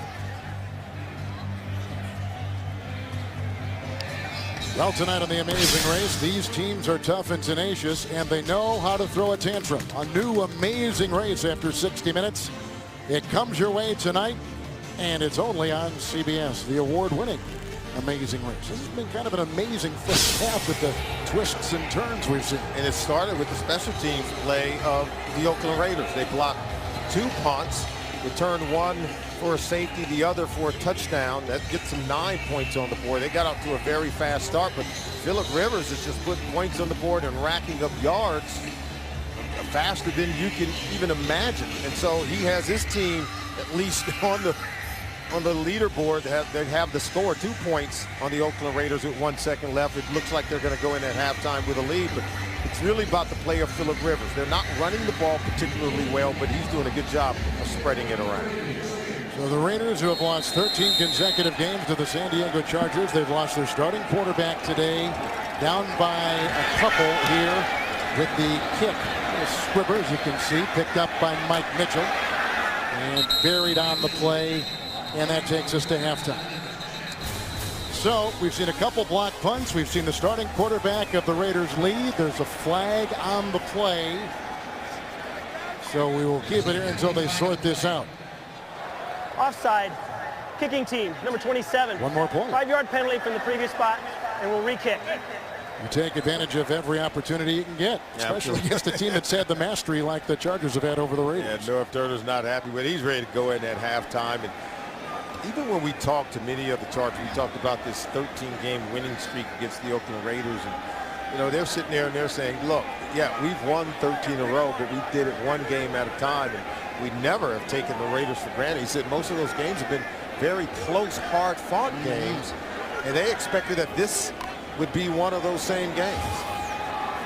Tough day for Steve Crosby. We've already seen a special teams coach fired this week. Miami fired their coach after a couple of questionable special teams plays by the Dolphins against the Patriots last Monday night. More than a tough day for Steve Crosby. It was. It's been a tough year. Yep, it has. They've allowed kicks, returns, touchdowns, and other losses. And they've changed personnel. They've done so much to try to rectify those issues, but two big special teams play. One by Hiram Eugene, who just got that grounder. He got a touchdown earlier in the game. Nonetheless, the Chargers by 2 at halftime here in the Bay Area on CBS. And back in the Bay Area where the Oakland Raiders trail the San Diego Chargers with Solomon Wilcott's Kevin Harlan. Thank you so much for joining us. We've seen a little bit of everything in that first half. Absolutely, and I think the key is for the Raiders, if they were going to do anything to break this 13-game losing streak, they had to come out and play with great energy, and so far they've done that. Let's take a look at our points of protection today, brought to us by Allstate. Well, speaking of points of protection, first of all, you got to protect your punter. You can't allow 2 punts to be blocked in the first half. 2 so far in this game by the Chargers. First time that's happened in team history, and they've got to keep it in the air in the second half. Phillip Rivers, 290 yards passing in the first half for a touchdown. They got to protect their quarterback. If you're the Raiders, Bruce Gretkowski had been knocked out of the game. We hear tell that he may come back. Jason Campbell was able to finish up the first half. Look at Gretkowski. He's back out there warming up, throwing the ball around. They desperately want to keep him in the game. He seems to bring a certain energy and a certain confidence to this football team, Kevin. We were told he was going to be out, but there he is warming up, and he'll go back in when they return this ball. So Kading has it teed up. We don't know the injury of Cyphers, who is injured earlier in the game because the Chargers haven't had to punt since he was knocked down. Jacoby Ford will bring it out for the Oakland Raiders. And tripped up on the play. Hester got him 18-yard return, and we'll spot him at about the 15-yard line. And here comes some boos for Gretkowski. I guess the fans at least like what the quarterback Jason Campbell did in his limited time in the first half. Sure they're not saying bruise. Oh, okay. I'm hoping I know, yeah, I am too. But I think there was some boos. I think people were hoping that Campbell would be the guy eventually here, but Gretkowski's come back and let him again. Well, let's take us back to the genesis of why Campbell even came here. Remember, 2 MCL surgeries for Gretkowski. He missed most of training camp with a torn pectoral muscle, so they needed Campbell to come in. He's got it 1st and 10 right here. And here is Bush taking the place of the injured Darren McFadden, who is inactive today with a little gain of 4 and brought down by Stephen Cooper at the 20-yard line. When you talk to this football team about, the differences in terms of what Gretkowski brings to the table, almost to a man, everyone talks about how feisty he is and how he's a competitor and how he just gives the offense a chance. Here's what they've done so far in the game. Gretkowski only 1 of 5 for 14 yards, and Campbell did move the offense to get a field goal and put it on the board. Higgins, the 5th defensive back. 5 are out there for San Diego in the secondary, and the pass goes outside for Miller on that 2nd and 6, which now makes it 3rd down and 6, and the coverage on the play by Burnett. I think at some point, if you are the Oakland Raiders, you got to decide. Gretkowski, what is he battling? A shoulder injury. Was knocked out of the game last week and came back and didn't appear to throw the ball too well after he came back in the game. And right now, he's struggling, going only 1 of 7. The team has only converted 1 of 7 third down opportunities today. 3rd down and 6. Jacoby Ford is in the backfield. Good time. And low to Higgins. And incomplete. Wiping it away at the 23-yard line. 3 and out is the way the Raiders start the second half. Gretkowski struggled even on that throw. We're going to show you a hit that he took. It's all about the ability to slide. Oh, you don't get down. Bernard Pollard snaps Gretkowski. Took a hit right on his right shoulder. And then you got to come in and try to throw the ball. I thought on that 3rd down pass to Higgins, he should have completed that pass. So I'm not so sure how effective he is throwing the ball right now. Number 1 punter in the NFL, Leckler, going to Patrick Creighton, the ex-Dallas Cowboy, and out of bounds at about the, well, I thought it was going to go out of bounds at the 44, but it takes a good Raider bounce to the 34. It's an extra 10 yards on a 46-yard punt. Here comes Phillip Rivers and the San Diego Chargers up by 2. Well, that's interesting because Jason Campbell's warming up. Gretkowski did not look good on that sequence. He attempted 2 passes. incompletion on both. Seymour has got Rivers on 1st and 10. Seymour with the sack. That's his second of the year. The loss of 8 and push the ball back to the 26-yard line. Watch a total collapse of the pocket right there in the face of Phillip Rivers. And Rivers just smartly holds on to it. We told you he's not mobile. He's not going to run away from anyone, so he's got to get rid of the ball quickly or protect it. Make sure you don't fumble it. You can see more. At times he can really take over a ball game. As he did in New England. Oh, as he did on that play. Second down and 18 with Sproles out and Tolbert in. Tolbert. And from behind, he was hit on the play. McLean got a handle on him. Catch and run of 11 yards, and he's out to the 37-yard line. Well, you just love Phillip Rivers, and you know he's going to continue to battle and compete and have a man down on the play right now. Tommy Kelly. You signed a huge contract a couple years ago with this team on the defensive line. So we have an injury timeout, 13-11 to play in the third quarter from Oakland. The NFL on CBS is sponsored by Southwest Airlines. Find our fares online only at southwest.com. Chevrolet. Every model is backed by a 100,000-mile, 5-year powertrain limited warranty. And by New York Life Insurance Company.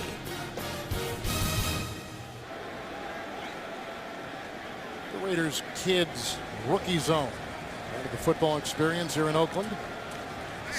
Tommy Kelly walking off under his own power. They have put in a couple extra defensive backs here, so we're not going to know who's going to take his place in the line, because see a 3rd and 7 coming up here for Rivers at his own 37-yard line. Rivers today over 300 yards through the air, and his big target has been Floyd, who has 154 receiving yards. Well, the fact is he spread the ball around, and I don't know who you try to pinpoint and say, hey, we're going to take this guy away if you're the Oakland Raiders defense, because Phillip Rivers is going to use everyone at his disposal.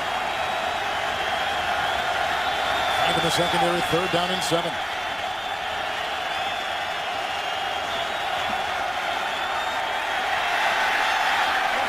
Gates. Mitchell gets him from behind. Catch and run of 11. Another 1st down on the play, making his reads. Phillip Rivers has been phenomenal. 290 yards passing in the first half of today's ball game. We talked about completing passes to 7 different receivers, not of the deep and dunk variety, but that of a home run nature, going down the field to Malcolm Floyd, and then up top to Antonio Gates, one of the best tight ends in the National Football League. 9 consecutive games with touchdown reception from his quarterback, Phillip Rivers. 1st down and 10. You see Hester, and Tolbert is in. And the call. Seymour plugs up the gap. Down he goes with no gain on the play. And these receivers have been in this system for a while, Creighton aside. I mean, these receivers know what's going on. Familiarity with the system, I think, has led to high productivity, particularly for their tight end, Antonio Gates. He says, hey, I've been in this system for 8 years. He's been with Phillip Rivers for the 6 years he's been on the football team and the 4 years as a starter. So he says, I understand not only the system, I understand the concept. I know what Norv Turner is wanting to accomplish every time he calls a play, and so now I can make sure that my efforts match what his intent is on every single call. Sproles is in, 2nd down and 10. Oh, that is dropped in a Buster Davis bobble. Flag is down. On the far side of the field, looks like it's going to be, well, let's see. Offside defense, number 99. It's a 5-yard penalty, still 2nd down. It's the rookie out of the University of Texas, Lamar Houston. Yeah, Lamar Houston's going to happen right up here at the top. Jump right into that neutral zone prior to the snap of the ball.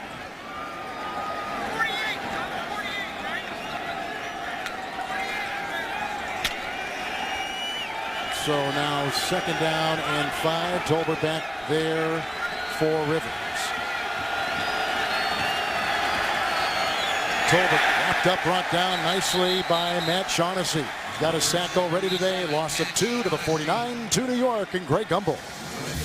All right, Kevin, Dallas and Tennessee. Dallas went into the locker room at halftime down a touchdown. They got that one back here. Tony Romo, 69 yards to Miles Austin. The extra point, they're tied up. Dallas and Tennessee, 17 apiece. Kevin and Solomon, back to you. Getting a little interesting down there in Big D. Yeah, Tony Romo putting up a fight. He's talking about using weapons that you have at your disposal. How about Miles Austin? He's made a name for himself in the National Football League. Make guys like Patrick Creighton expendable. Absolutely. 3rd and 7 into the nickel. Make it the dime. 6 defensive back. That was tipped. They were going for Gates, covered by Mitchell. Incomplete. And they can't get it to go, so they got to punt the ball. Seymour, pretty good on that drive. Yeah, Seymour, he just backs off the line of scrimmage. You see him get a hand up right here. Look at number 92. Fight his way back, get a hand up. If you get stopped at the line of scrimmage while you're rushing the quarterback, you might as well become a defender. Try to block the ball as it's attempting to cross the line of scrimmage. Good play. Last time we saw Cyphers, he was hobbling off the field, but here he is, the punt. Nick Miller is deep back, the ex-Jet. Fields it at the 7. Dancing his way, finding a seam. Blockers ahead, and there he goes. The punter to beat.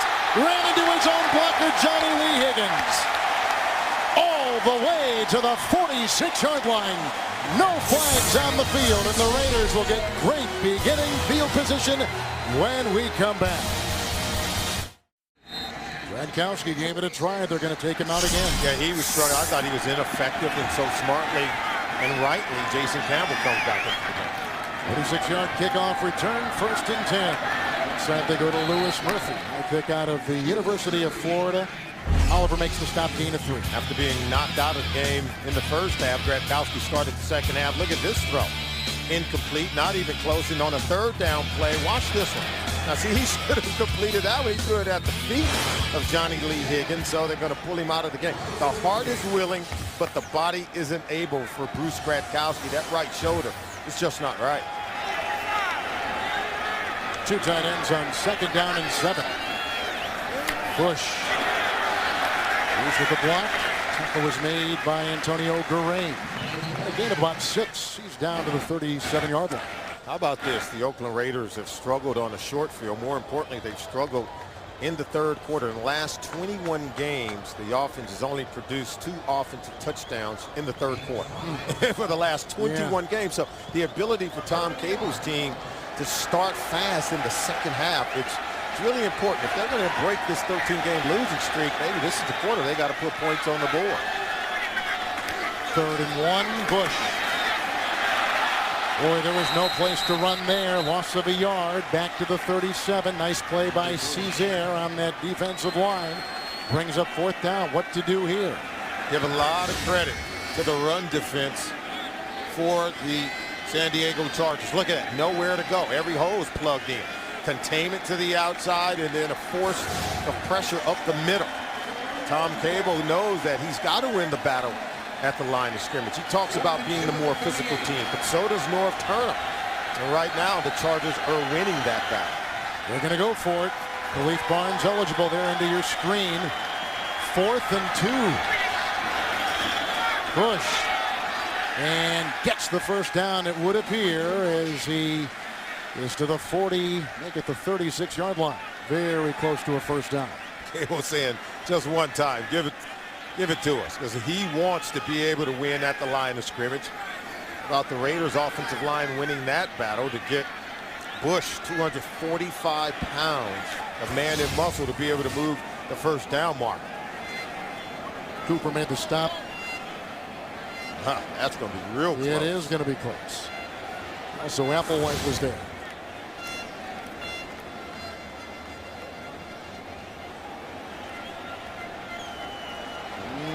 Wow. Link of the chain. Just that close. San Diego will get it. They hold on, and they hold the lead halfway through the 3rd. The NFL on CBS is sponsored by the new action comedy Red, in theaters Friday. And by AT&T. Rethink possible.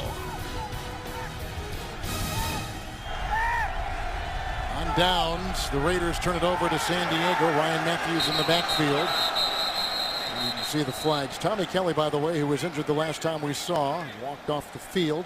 Back on there now. Encroachment. Defense. Number 93. 5-yard penalty. Still first down. Speak of the devil, there he is. He just got called for that penalty.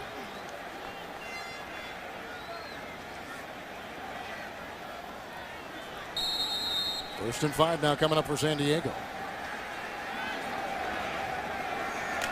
Touchdown run by Tolbert. Touchdown pass of 19 yards. Rivers to Gates.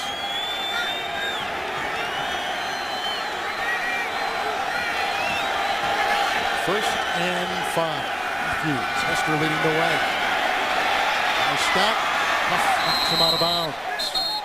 First down run to the 41. 17-yard pickup and a first down. Chargers are so used to dominating this rivalry, but we have a close game. Here is why. In the first quarter, a block punt by the Oakland Raiders against the Chargers. That's a safety. Then they block another one. Hiram Eugene takes it in for a touchdown. And then while inside the Raiders' red zone, the Raiders are able to force a fumble. Then another by Phillip Rivers. And so the Raiders continue to fight, scratch, and claw. You can see the first 4 offensive possessions for the San Diego Chargers. 2 block punts and then 2 fumbles after very long drives. Nothing to show, but Phillip Rivers is knocking on the door for more. Gates is out. First and 10. Go! He's got Floyd! Touchdown! San Diego! 41-yard hit. Malcolm Floyd's going to have 200 yards receiving when the day is over. You're right. Because so many people are drawn towards the tight end, and here he's just going to come from this backside. But look, everyone wants to guard and defend against Antonio Gates, and no one's paying attention to Malcolm Floyd. He's hitting home run after home run against this secondary for the Oakland Raiders. 195 yards, a career high for Malcolm Floyd. And Rivers with 352 yards passing against Cable's secondary. Ring him up. Wow. Here's the extra point now by Kading, and it's 24-15. The Chargers, who were down initially 12-0. Floyd just caught that right there as a flag was thrown on the extra point. And they discuss on the field. Malcolm Floyd caught 14 passes in the first 4 games of the season, has caught 6 here today, exploiting the secondary of the Oakland Raiders. And it's not that Gates has been a decoy. He's caught 4 passes of his own, including a touchdown. Yeah, but you have to figure out how you're going to cover Antonio Gates. And I think so many defensive coordinators, they stay up at night trying to figure out how Norv Turner's going to move Antonio Gates around at so many different positions. And now you're trying to defend him. And you have to leave maybe someone one-on-one against a Malcolm Floyd, one-on-one against Patrick Creighton. During the kick, personal foul, unnecessary roughness on the kicking team, number 88. That penalty will be enforced 15 yards from the previous spot and will retry the down. Chris Wilson. So they'll do it again. So just think about this. The defense holds the Raiders on 4th and 2, and on downs they turn it over. 2 plays later, 63 yards, they get the 41-yard strike. Floyd getting it from Rivers. Just like that, the game just has a completely different feel.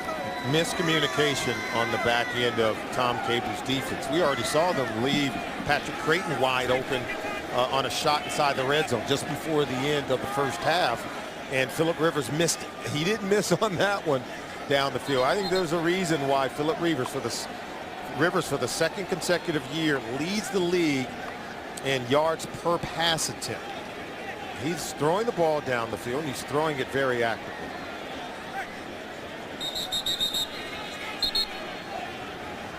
Here's a look at Rivers, who has thrown 2 touchdown passes today. He's won 9 straight as the starting quarterback for the San Diego Chargers against the Oakland Raiders. You may recall when he got there, they had a lot of different quarterbacks in San Diego. He bided his time. They made a trade for him in the Eli Manning switch. They get him out of North Carolina State. And now he is not only the present, but certainly the future of this team. Yeah, if you think you can move San on Diego, from a enforce quarterback. the 15-yard penalty on the kickoff. So it'll be assessed on the kickoff. So they'll assess it on the kickoff. Extra point will count, which gives us 24-15, the Chargers, halfway through the third. San Diego quarterback Phillip Rivers has thrown for over 350 yards, a couple receivers in the end zone. He has found 7 total, and just like that, San Diego, who trailed initially 12-0 on a safety and another block punt that was recovered in the end zone, and down 12-zip just as quick as you could start this game, have come back, and you can see now what they lead halfway through the third quarter. My old coach Dick LeBeau used to say, when you make mistakes on the front end, on the defensive line, no one's going to notice it. But if you make mistakes in the secondary, the official's going to be holding up 2 arms signaling a touchdown. And that's exactly what happened with the Oakland Raiders in the backfield. And Phillip Rivers took advantage of it.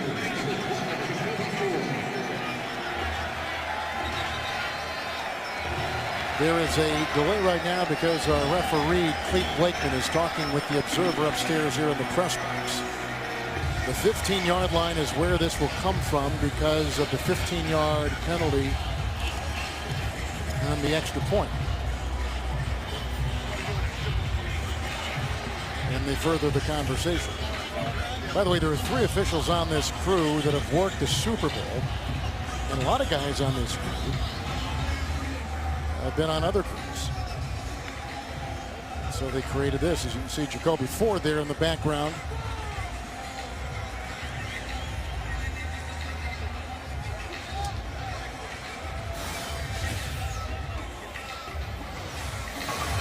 Correction. Because the foul occurred during the play, it is a live ball foul. Therefore, it cannot be enforced on the kickoff. We will enforce it from the previous spot, 15 yards, and kick the PAT. Okay, this is like our 3rd decision that we had as a result of this penalty. Even North Turner is saying, okay, what are we really doing here? So they do take a point off the board. That's why it's 23 up there. They'll try the extra point once again. Chargers were in the paper down in San Diego this week, and the Raiders were up here being quoted saying this is their main rival. This is a rivalry that even though it's been certainly one-sided for the Chargers, winning 13 consecutive games in the series, winning over the last 7 years, this is their main rival. Well, we got to remember when this rivalry first began, even back in the AFL, there, at one point the Raiders had won 18 straight games against the San Diego Chargers. So the ebb and flow of this rivalry continues, and you can't take any game for granted.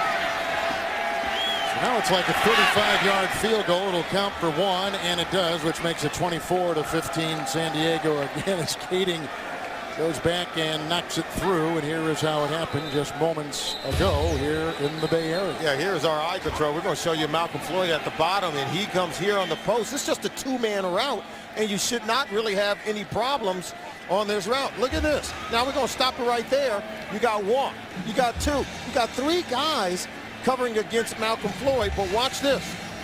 The other 2 guys, they bite on the underneath coverage, and Nnamdi Asomugha saying, what happened to the help I was expecting on the other side of the field?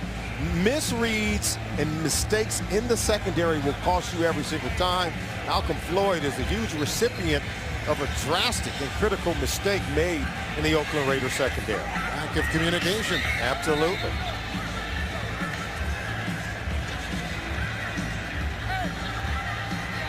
Chargers have won the last 4 AFC West titles, but beginning slowly the last couple years, and people looked at this year and said 0-2 on the road, 2-0 at home. We've come to expect this from the San Diego team. I think the slow start this year, in my mind, was even more critical because you had lost in the opening game to a team inside of your division against the Kansas City Chiefs. But yeah, they seem to be finding their rhythm.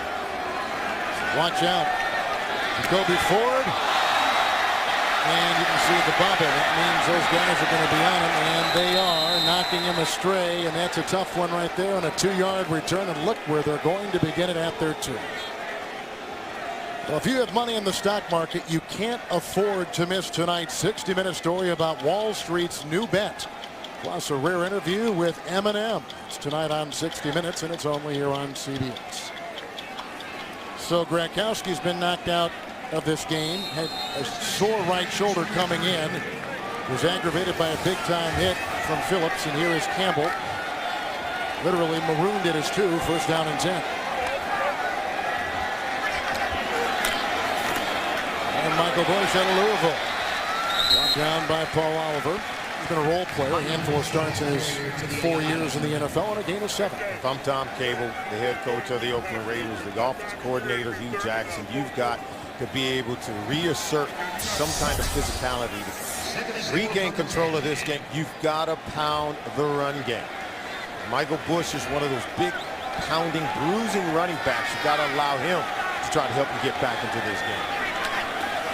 2nd down and 3. Here is Bush, minimal gain, and around his ankles he finds the defense of Cam Thomas, who is a rookie. He hasn't played until today. They didn't have McFadden, who they can throw to as well as find the run. Do you find that they've altered their offensive attack today? Well, you had to, because McFadden not only is a terrific runner, he can catch the ball out of the backfield. Before today's game, McFadden ranked 2nd in the National Football League with 554 all-purpose yards. You take a look at the offensive coordinator, Hugh Jackson. But, you know, you lose McFadden, not only do you lose a runner, you lose a receiver.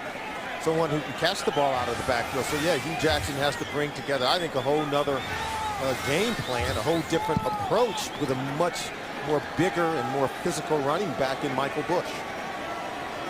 Daniel Loper, he's replacing the injured Robert Gallery, and so now replacing him will be veteran Khalif Barnes. He signed Jacksonville. 3rd down and 1. Oakland only 1 of 9 on 3rd downs today. And the quarterback Campbell take it himself, and Carlisle leading the way for a gain of couple yards out to the 15-yard line and a 1st down. So a little bit of breathing space after they begin this drive on the 3-yard line. I don't think enough can be said. Tom Cable talked about the reason why he hired Hugh Jackson. I think Hugh Jackson has allowed this offense to become much more productive. You see only the 5 first downs right now, but under Hugh Jackson, the first 4 or 5 games this year, they've averaged 20 or more first downs in each of their games. Anderson back in as the left tackle. He had left for a while, now back in. The 1st down and 10 provides a block in time for Campbell, going deep for the fullback. Reese! He's got the catch! Oh, out of bounds. Kaysen was on him. Caught it out of play. That was an interesting matchup. A fullback being tagged on the play by Kaysen in the secondary. Good call by Hugh Jackson, the offensive coordinator. Allowed Campbell to use that big arm to throw the ball down the field. And Kaysen's actually beat on this ball. And you know, he's a fullback. Ooh.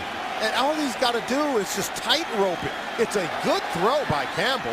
But look, he's throwing to a fullback who's not as nimble, not as nifty of foot to get both down in bounds. But Tom Cable said, we got to challenge it anyway. Did he get that 2nd foot in bounds? Reese, all he had to do was drag that 2nd foot, and it would be a no-brainer as a completion. Oakland is challenging the ruling on the field of an incomplete pass.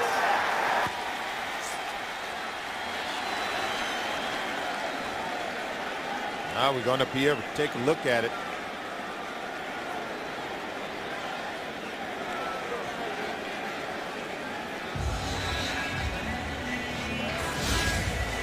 Let's go ahead and take a look at it. Let's see if we can have him. There's 1 down. There's 2 down.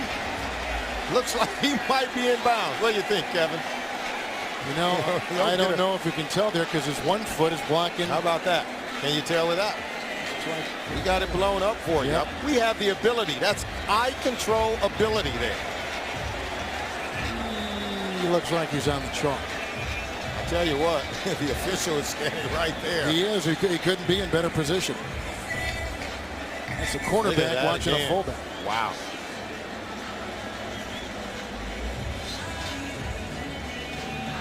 See, the ref was right on top of it. That's his first guess, is that he was out of bounds. I think his foot was on the chalk. I mean, he did a heck of a job of trying to get in there. There you go. That 2nd foot. Now, if he's a wide receiver, what you do is you drag that 2nd foot to make sure that you're in bounds. See, the 1 foot in, all they had to do was drag it as opposed to throwing it out in front to land on that right foot. If he would have just, he could just drag that foot, yeah, he's going to fall down. It's going to be a collision. But Reese is certainly to have a completion. field judge Mike Weir was over there watching it with the great position.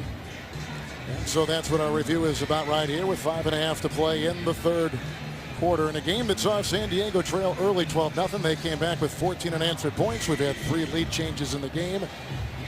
Let's take a look at Tom Cable. You talk about the ability to finish. Tom Cable said, yeah, you know, the perception is that we can't finish, and until we change it, you know, nothing else is going to happen. And not just finishing games. How about finishing plays? Because Reese made an excellent catch. And the ability to finish it after catching the ball and dragging that right foot, now you got yourself a big play. You've got a completion, and now you're battling in this ball game. And maybe you're able to seize the momentum back from the San Diego Chargers.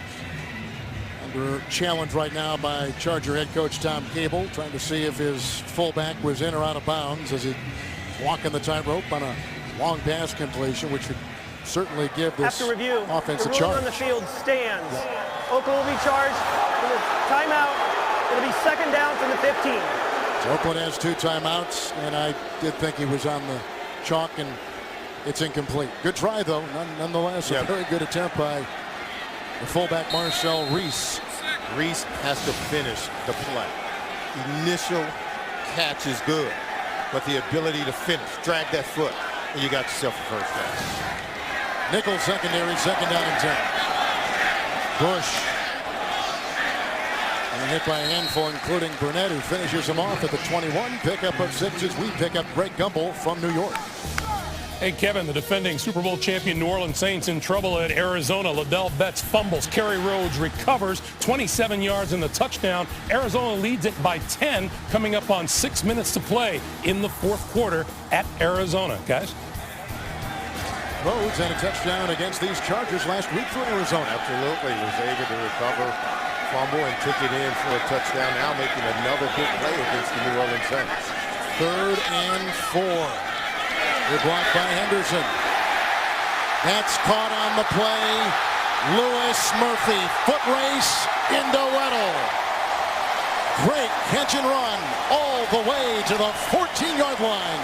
And you love the throw from Jason Campbell. He just zipped this one right through the secondary. Take a look on our eye control, and he's going to be coming across the top of the field, right over the middle of it. And watch this throw. Look at that. Right between the linebackers. Is that perfect or what? Great accuracy and great catch and run by Lewis Murphy. They'll mark him out at the 21 with a 58-yard catch and run. That is the longest play allowed by that San Diego defense this season. 1st and 10. 21-yard line of the Chargers. Bush.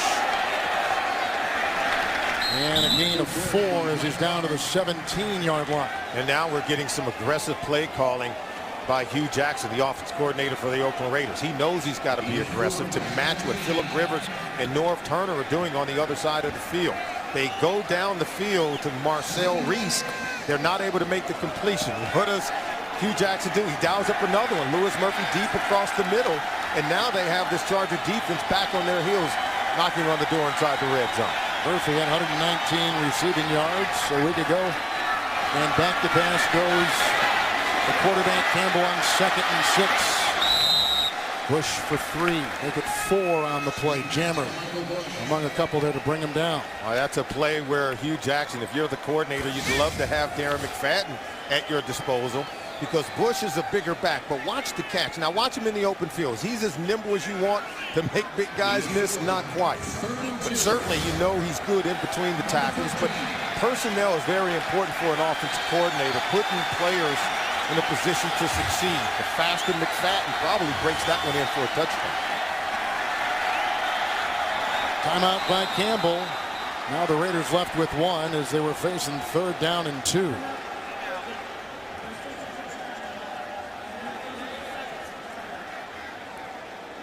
Last week, the Raiders worked a ton on the red zone. They were 3 of 3 against the Houston Texans. Don't miss fantasy football today. Postgame live tonight, 7:30 Eastern. Web's only Sunday night fantasy postgame show is on CBSSports.com. We'll be filing a report for that. So it is 3rd and 2. Second timeout used by the Oakland Raiders. They lost the first on a missed challenge, so they got one remaining in the half, and they're at the 13-yard line of San Diego. Now, what do you want to do inside the red zone? If you take a look at third down conversions on this drive, 2 for 2 for Jason Campbell and the Oakland Raiders. I think you've got to find a way to get the matchup advantage with your tight end, Zach Miller. He's been deadly inside the red zone. The quarterback's completion percentage and overall rating has gone through the roof when you throw the ball to Zach Miller. Miller's only caught 2 passes today. 3rd and 2.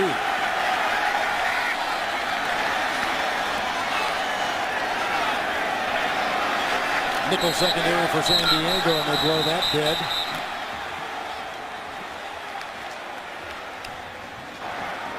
False start. Offense, number 69. 5-yard penalty. Still 3rd down. It's Khalif Barnes taking the place of the injured guard, Daniel Open. Got to hold your water. These penalties continue to haunt and plague Tom Cable's Raiders. The 8th penalty of the day, 54 yards. It might even give them a little bit more room to operate on the back edge of that end zone.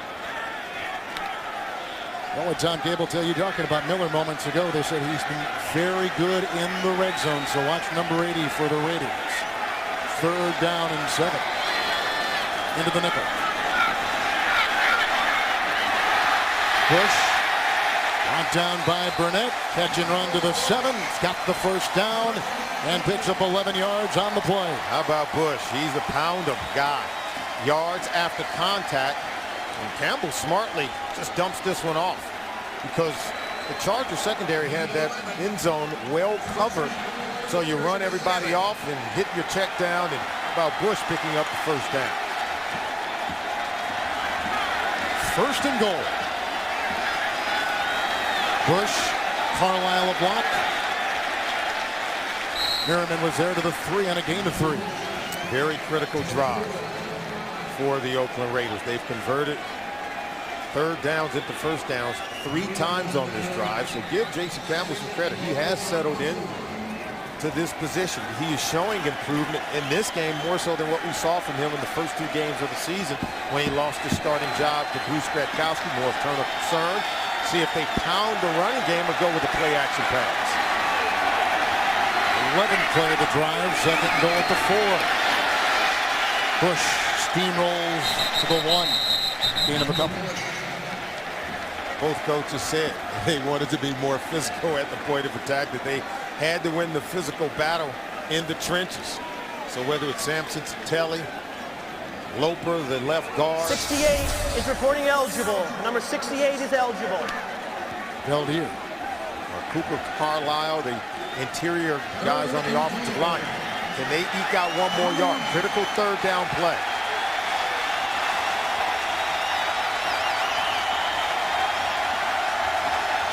Third and goal at the 1.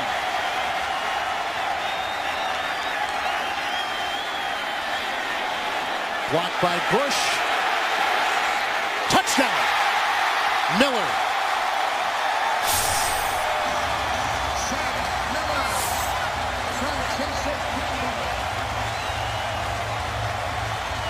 I like what I see from Jason Campbell, because Jason Campbell uncovers Zach Miller. He was covered initially, but then watch as he rolls out to his right. See, this is going to be covered. See, you can't throw it now, but then watch the pump fake, and that uncovers Zach Miller on the back edge. The pump fake and then pretending as if he were going to run it, it uncovered his tight end, allowing him room for the touchdown I don't pass. think he got the other foot down. And watching that replay right there, I don't know if he got his right foot in. And the Chargers have challenged.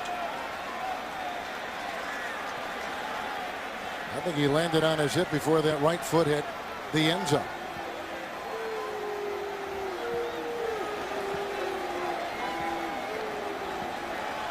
San Diego is challenging the ruling on the field that it was a completed catch for a touchdown.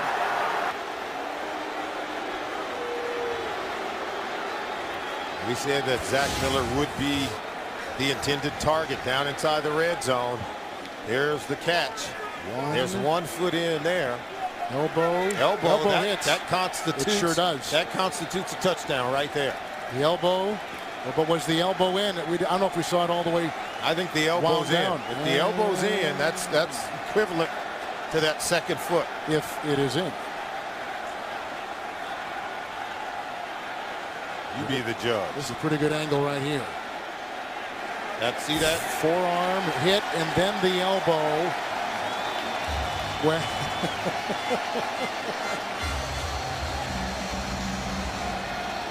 see the right hand hit. Hand hit. I don't know that the elbow. Remember, it was ruled a touchdown on the field. Do you have anything conclusive enough to overturn it? Do you see anything that tells you that's not a touchdown? If we talked to Bill Belichick about this a couple of weeks ago. We have to use a replay to tell us if that's a touchdown or not. Do we need slow motion and everything else to tell us if that's a touchdown? I would say yes, because you can see right there that elbow. I would say no. I would say 1 foot in, his hand touches in.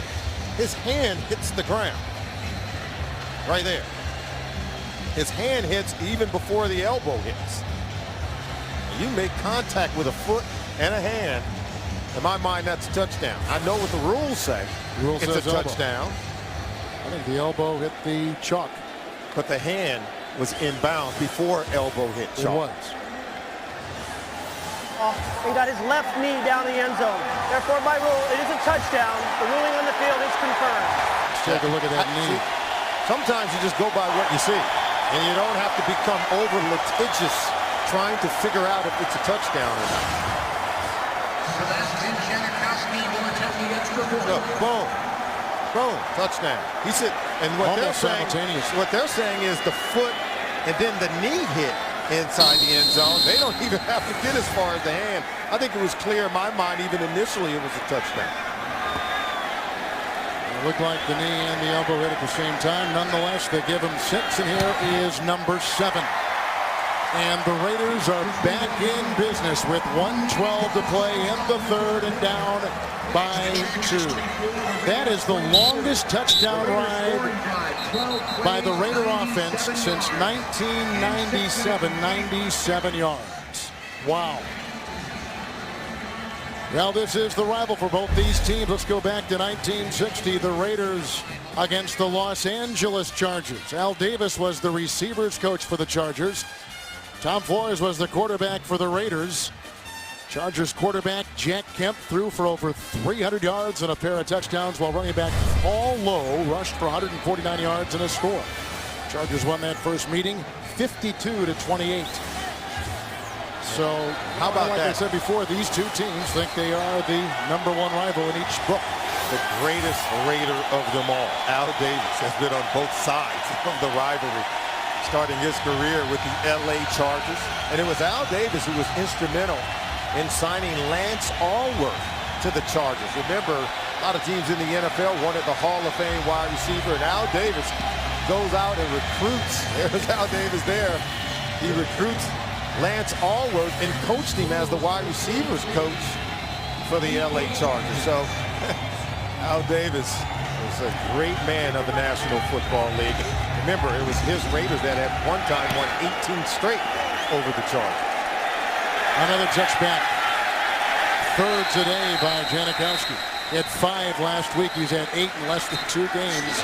You take a look at Zach Miller, who kind of like Gates has been for San Diego's offense, the tight end, becoming kind of the focal point of what these offenses try to do. You talk about some of the other really good tight ends in the National Football League, Antonio Gates, Jason Witten in Dallas. And I think Zach Miller is probably one of the best tight ends you have never heard of, because he's been on an offense that's been struggling. But Hugh Jackson come in, lift the offense. You can see now, ball in the hands of Phillip Rivers.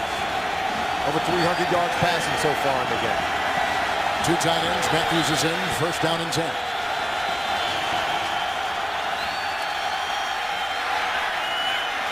Gates had the matchup he wanted against Cam Wembley and beats him on the side. The gain to the 48, the catch and run for 28 and a Charger first down. It's still about what they're doing in the secondary. Yes, Cam Wembley is in chase, but he's got to have some front side protection in the coverage. Okay, now he gets turned around and really lose sight of Antonio Gates, something that should never happen. If you're forced to stay outside and have that kind of positioning on Gates, you can't allow him to get outside. Been targeted 6 times and has caught the ball 5 times for 92 yards in the game. Pretty good ratio. Excellent. Like 99%. First and 10.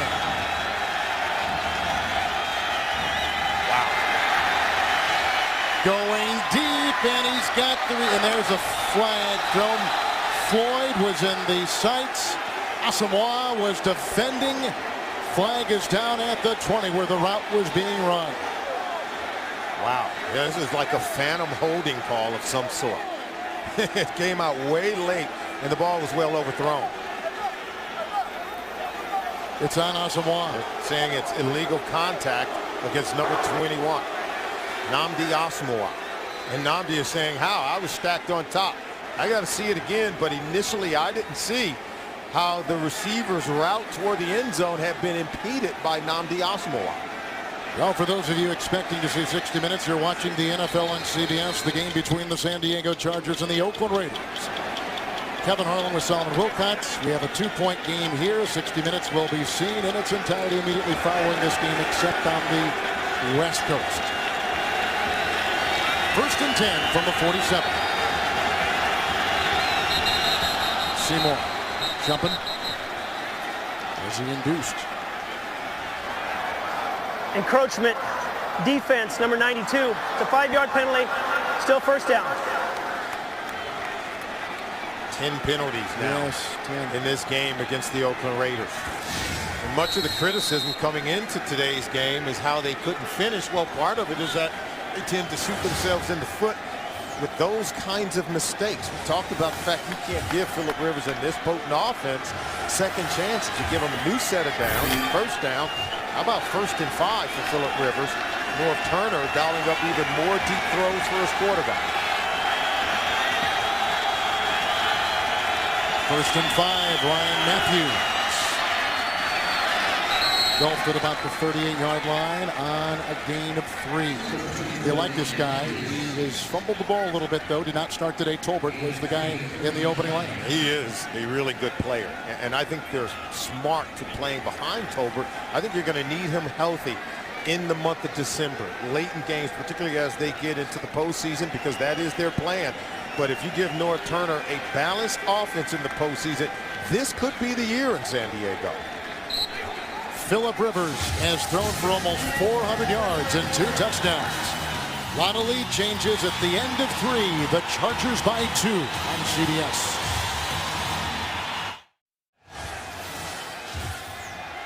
We're starting the 4th quarter, 2nd down and 2 for the San Diego Chargers with Matthews in the backfield from the Oakland 39. Hester, Dielman a block, getting the first down.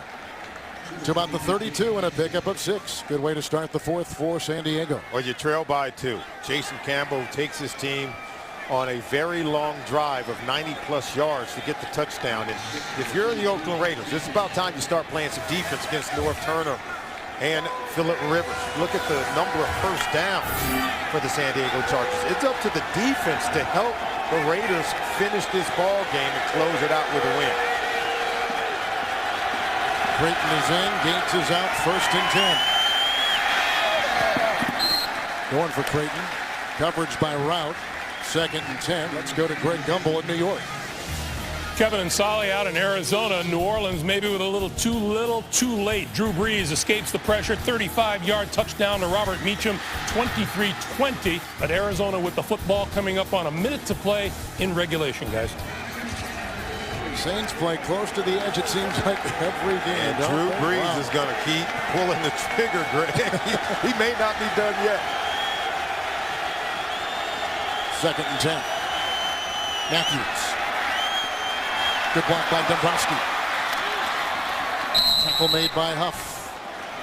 Argument about the 18-yard line on that 2nd down and 10. 15-yard pickup, another. The Raiders defense was gassed for 249 rush yards 1 week ago. Now watch him go here, and then look at that. It's just a wonderful run because the white jerseys continue to just stay on a black jersey.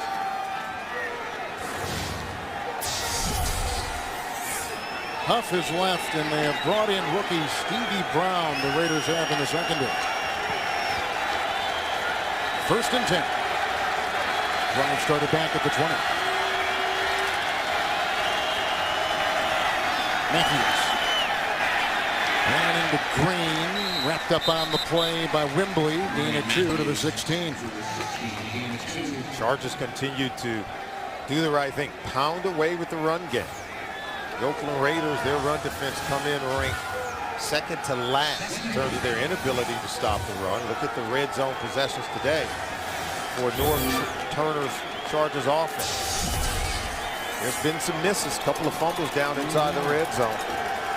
And he loves to stick with the running game. That's where people have been able to chip away at this Raiders defense. But boy, if they drop coverage on the back end to that. Sproles in, 2nd down and 8. Sproles, Beelman held his guy. Seymour at the line, then the great pursuit brings him down. And McClain allows no gain on the play. They stay at the 16. So the Raiders run defense stiffened inside the red zone. And I think if you're the Oakland Raiders right now in this 3rd down play, facing 3rd and 8 against Phillip Rivers, you already shut him down on 1st and 2nd down. Be smart on the back end. Don't drop coverage. Defend the end zone. Let them catch it in front of you. Make a tackle short of the 1st down mark. 3rd and 9.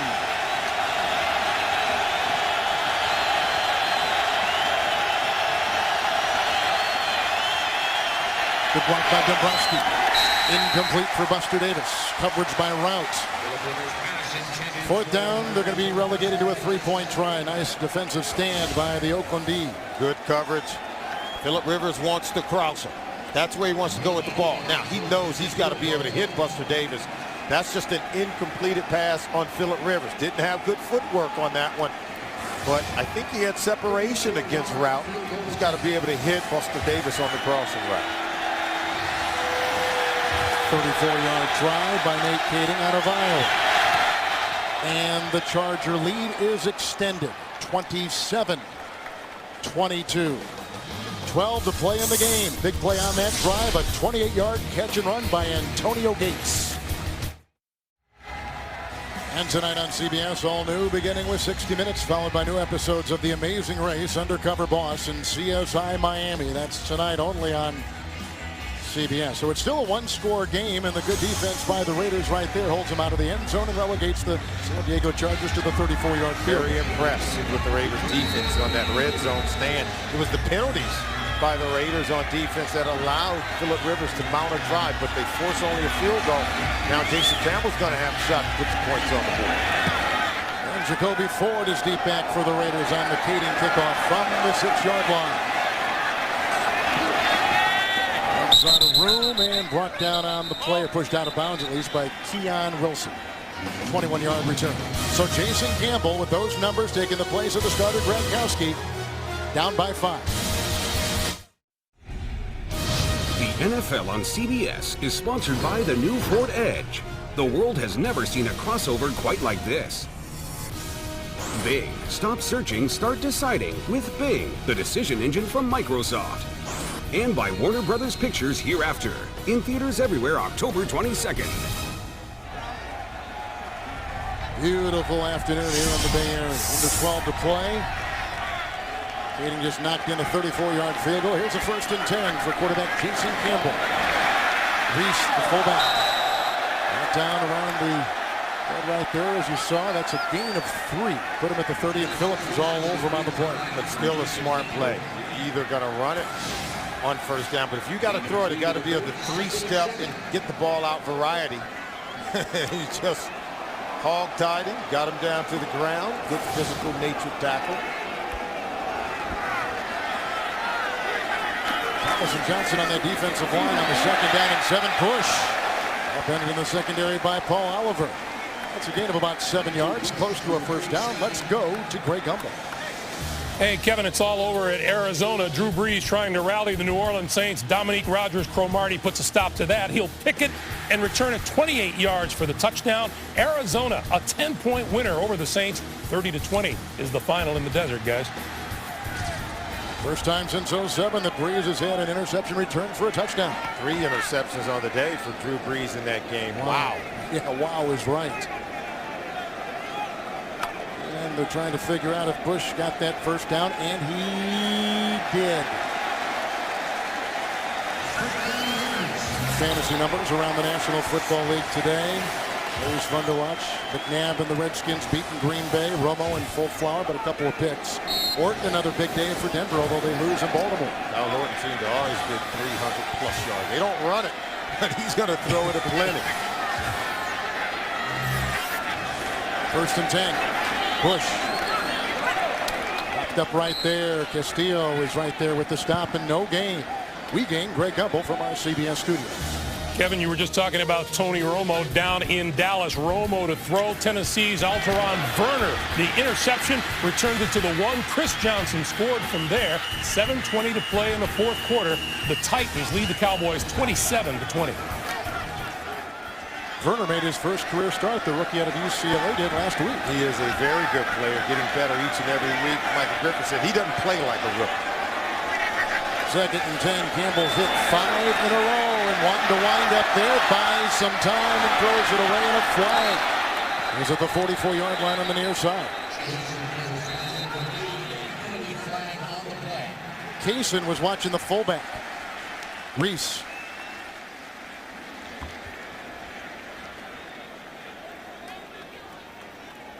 While the quarterback was still in the pocket, illegal contact, defense, number 20. It's a 5-yard penalty and an automatic first down.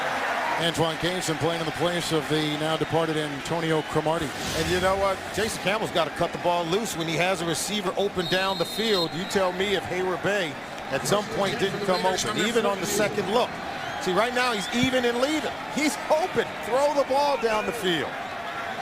Hayward Bay is a speedy guy. You got to go ahead and take a shot down the field. 1st and 10. There goes Miller in motion. Bush. You may get a steady diet of him right now as he picks up a meager yard. Gray at the bottom of the pile to the 44. One thing we all talk about Phillip Rivers. He's going to take shots down the field. He wants it by chunks. I think it separates him from maybe some other quarterbacks. The real good ones are not afraid to take shots down the field when the opportunity presents itself. You can't have that mentality like, hey, I don't want to make a mistake. Phillip Rivers doesn't play with any sign of fear. And I think Jason Campbell's got to challenge this defense the way Phillip Rivers is challenging his. Rookie left tackle is in. Held here. 2nd down and 9. Push the block. Miller. And then thrown out of bounds by Jammer on the missed tackle by Oliver. Picks up 9 and should have the first down to the 46 of the San Diego Chargers. He is a battler. He refused to be denied. And he's going to not only pick up the first down. Look, he's going to look at the defender. And you ought to be able to make that tackle. Nope, going to make you miss. Won't even allow Quentin Jammer to keep him from getting away. It's just a wide out. They screen off some of the defenders, but he's well aware how far down the field he needs to get to create a new set of downs. 1st and 10. Push. 2-yard gain to the 45-yard line. Kevin, the Raiders have been criticized. People who have coached against them, who have played against them, have been quoted in the national media talking about the Raiders not being able to finish games. And Tom Cable talked about it. He says, hey, perception is reality. And until we come out and finish against a team like the San Diego Chargers, people are going to always say that. And with 8 minutes to go in the ballgame, they have an opportunity to finish strong. 2nd down and 8. Push the block. Here comes Gray. Nice looking catch. And a flag thrown. That was Murphy with the grab. Mark him at the 27. It looks like it's going to be on the Raiders. Yeah, Murphy just took Kaysen and threw him. He took one of the defenders, just pushed him by. The 10-yard penalty from the previous spot. Yep. Replay 2nd down. Now 2nd down and 18 to go. Huge penalty, huge chunk in terms of throwing you off schedule. Murphy's locked up man-to-man coverage against the defensive back at the bottom of the screen. Here we are working right here. Now you tell me if he doesn't take the defensive back, Antoine Kaysen, and just throw him by. There's the push right there. And wow, that's why he was so wide open. Give you a much tighter version. There's the push, clear. Takes the hands and puts it on Kaysen's back and throwing back so he can come to the football and make a catch. Strickland is the nickel. 2nd down and 18. Miller Wrestled out of bounds by Kevin Burnett. It's a tight end guarded by a linebacker, and a pickup of 7 on the play. One more note about finishing off. We know that a player is down, I see, for the Raiders. Is that wide receiver Lewis Murphy? It is. Last year, the Raiders had 4 fourth-quarter comebacks for wins. Trying to do the same against the Chargers today. Timeout. Some interesting numbers. Yeah, you're talking about finishing off games. How about the Oakland Raiders in the second half of this ball game? They picked it up on offense. Defense is playing better, and now they've got themselves an opportunity to try to win a football game against their dreaded rival, Phillip Rivers and the San Diego Chargers. 5 defensive backs on 3rd down and 11.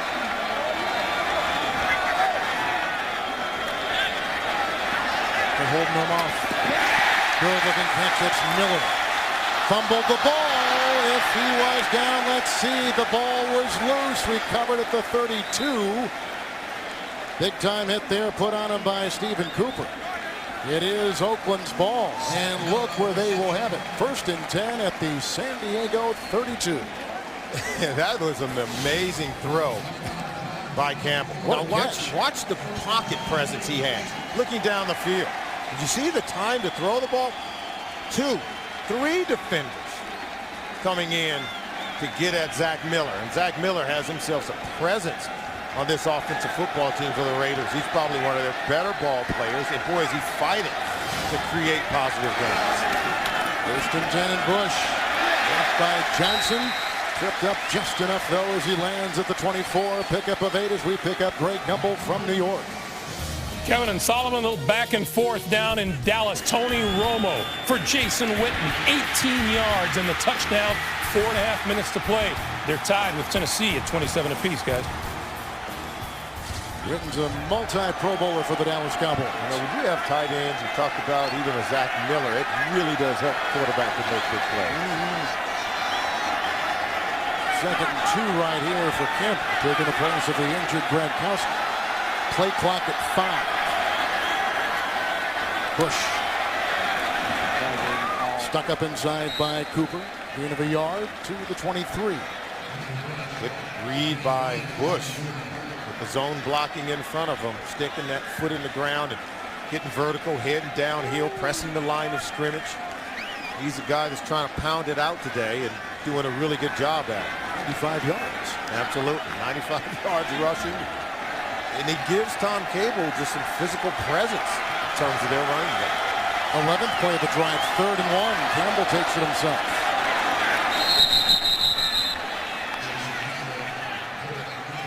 I told you before they made the trade for Campbell back in April. He had 3 different offensive systems last 4 years in Washington.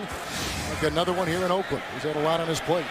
All about movement on the offensive line. Seems to be a stalemate, but could Campbell find a crease enough to get to the 1st down marker? Looked like a decision for Tom Cable. 3rd down.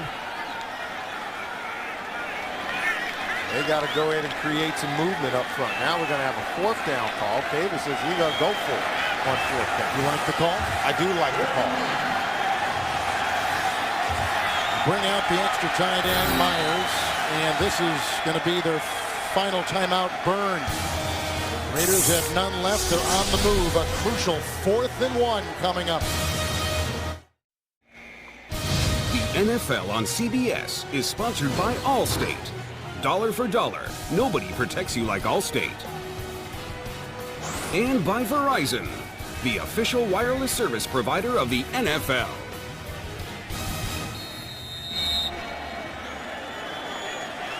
Raiders just burned their last time out. They've got it 4th and 1 today, Solomon. They've converted 4th and 1. They failed on 4th and 2. You like them going for it here on 4th and 1. You have to be aggressive. You can't give the ball back to North Turner and Phillip Rivers in that offense. You may not get another shot. Good fake.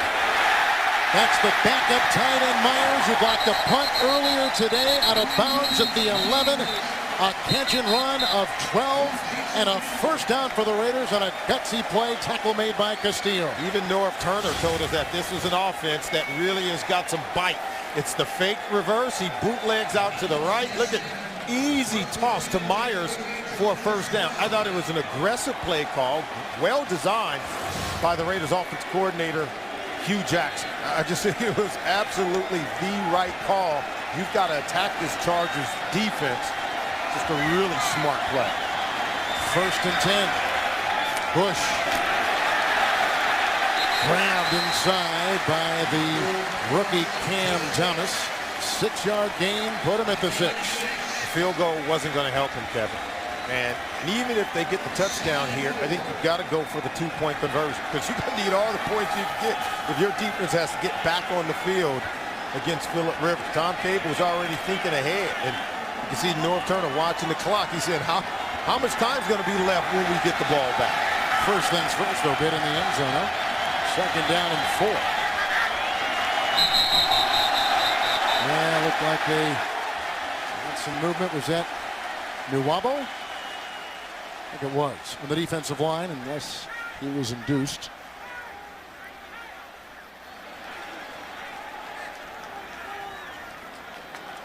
A lot of penalties in this game, huh? 13th play of the drive.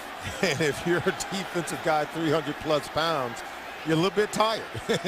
you lose focus, and then you jump off sides. Encroachment. Defense, number 91. The penalty is half the distance to the goal line, which is short of the line to gain. It'll be 2nd down. Okendi Nuwabo. Long drive, and North Turner said we're losing our composure. How about the conditioning on 13, 14 play drives? The big guys tend to wear down.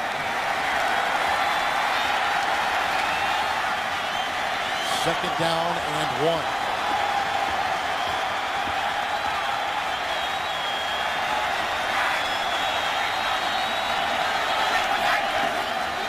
Bush, he's in. And the Raiders have recaptured the lead.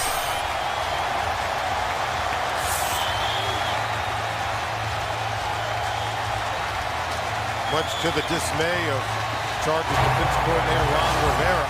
His linemen are weakened and tired on a 14-play drive. And look at Michael Bush powering it right up the middle, where the yards were once hard to come by. You get on a 13 or 14-play drive. Now the heart of that Chargers defense has been weakened by fatigue. Look at the big guys, and they're going for 2. And if I'm the Raiders, I'd have to sense that these guys are worn down a little bit. I'm running it right up the gut yet again. Spread them out and challenge the interior defensive line of the San Diego Chargers.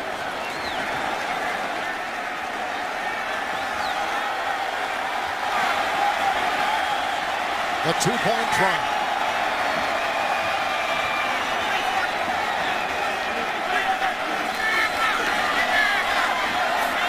Walker with the block. Now he lets his guy go. Incomplete.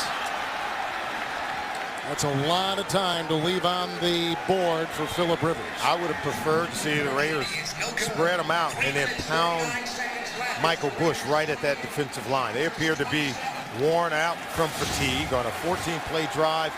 Go ahead and spread them out and run the football. But they elect to roll out to the right, reading only half the field, clearly trying to get the ball to Johnny Lee Higgins. And look at more white jerseys than there are black jerseys in that end zone. 4 lead changes. Campbell takes him downfield. There are a couple of big plays on that drive. The tight ends right at the heart of them. Miller had a catch and run of 11 on 3rd down. Myers had a catch and run of 12.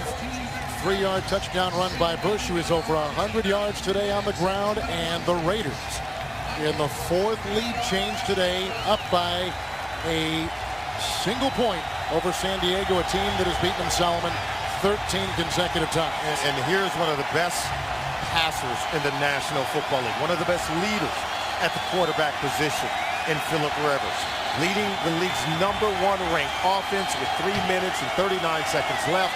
Something tells me, just a little birdie, tells me it may not be enough, because not only does he have the ability, he loves to get yards by the chunks, and so he can go 80 yards in a hurry. A touchback here. He's been doing it all day as Janikowski, and he's going to send Sproles 5. He's going to bring it out 5 yards deep in the end zone. And the jump on his back, Tolbert Huff for right there. 31-yard return. Here comes Rivers. So next Sunday, the NFL on CBS rolls out regional games with Ray Lewis and the Ravens taking on Brady and the Pats. Rex Ryan's Jets will tackle Kyle Orton and the Broncos. Check local listings for the game in your area, all beginning with the NFL today at 12 noon Eastern. So here we go, armed with 2 timeouts. Rivers from his 28, 1st and 10. They were in position like this last year against the Ravens. Matthews, the rookie, in the backfield. Good block by Dombrowski. Chased by Seymour. Rivers hits the first down as he lumbers to the 42-yard line. That's a scamper of 12 yards. And he gets the first as he was knocked out of bounds on the play by McClain. Now, how is Rivers able to run so far and so long to pick up a first down when we told you he's not a mobile quarterback? What happens to the Raiders defense? They play so much man-to-man coverage that sooner or later you have to turn your back to the quarterback just to defend your man. And so they don't even see Phillip Rivers running down the field with the football. That's the second longest run of Rivers' career. As long as 15. That was the 14. Sproles remains 1st and 10. Rivers. Nice looking catch on the logo right there. That's Floyd. 13-yard pickup by Malcolm. Floyd over 200 yards today on his 7th reception.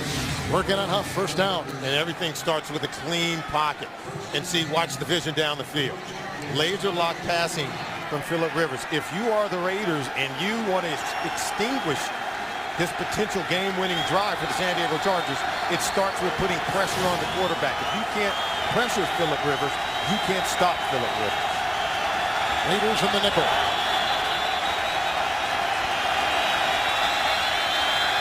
First and 10. Matthews. Coverage by McClain. No gain on the play. Out of bounds, 45. Let's go to Greg Gumbel in New York. Hey, Kevin, how about the Titans and the Cowboys? The Cowboys assessed a penalty, were backed up on this kickoff. Mark Mariani returns it 73 yards. A face mask at the end of it pushes it into the red zone. And then Chris Johnson, the second touchdown of the day. Tennessee leads at 34-27. 2-minute warning. Mariani's a rookie out of Montana, 7th-round pick, and he returned a kickoff last week, 98 yards for a touchdown for Tennessee. 2nd and 10 here. Thank you, Greg. Floyd. Tackle was made by Mitchell. Gain of 5 to the 45. We reach the 2-minute warning with Rivers and the Chargers on the move. Well, they're within Kading's range, as you can see right now, but they really want the touchdown. If you know Phillip Rivers the way that I do, you know he wants the touchdown. He don't want to leave it up to the kicker. Sproles back there, 3rd and 5.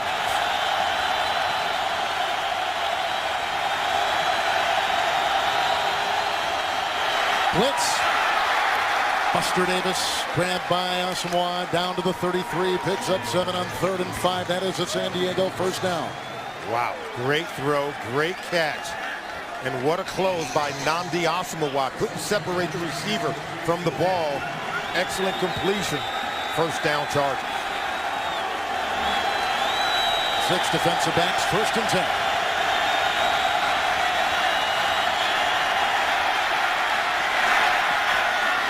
Short again, looking for Buster Davis. He just made his first catch of the day moments ago. It'll be 2nd down and 10. We talked about putting pressure on Phillip Rivers. He was forced to elude Richard Seymour and flee out to his left. You know, he's a stationary quarterback. Look at that. 11 career 4th quarter comebacks. But if you force him to change his launch point, force him to move off center, his accuracy tends to decrease. And you could see, even though he had time, he threw the ball at the foot of his intended receiver. So it's all about pressure in the face of Phillip Rivers. 2nd and 10. Good block by Sproles. There's a flag. Floyd was covered by Chris Johnson, who they have been aiming for all day long in the Oakland secondary. All right, Rivers gets the ball out Pass quick. interference, defense, number 37. The ball we placed at this spot of the foul, automatic first down. Chris Johnson was competing, but the ball was out and it was on its way. He had yet to turn and look back for it. See, Rivers knows he's got to get rid of it. See, he's not looking back until now. Wow. First and 10 for the Chargers. Don't know that he initiated contact, even though contact had been made. 12 penalties. Ties a season high so far for the Raiders.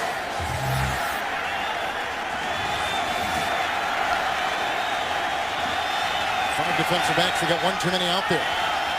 First and 10. Tolbert. Samoa over the flag is down at the 27. Samoa knocked him off his horse.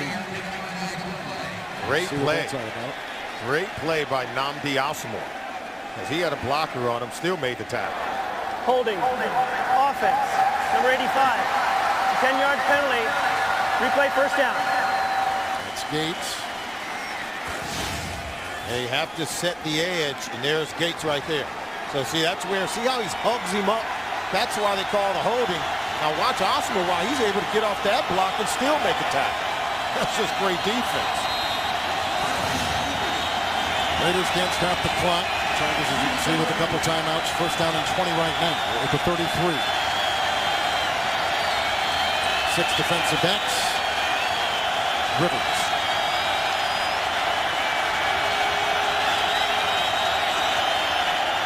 Blitz. For Floyd. Johnson covering on the play. Boy, they were bringing the wood that time. Huff was on the blitz from the Raiders secondary. Huff comes off the corner. Look, unblocked.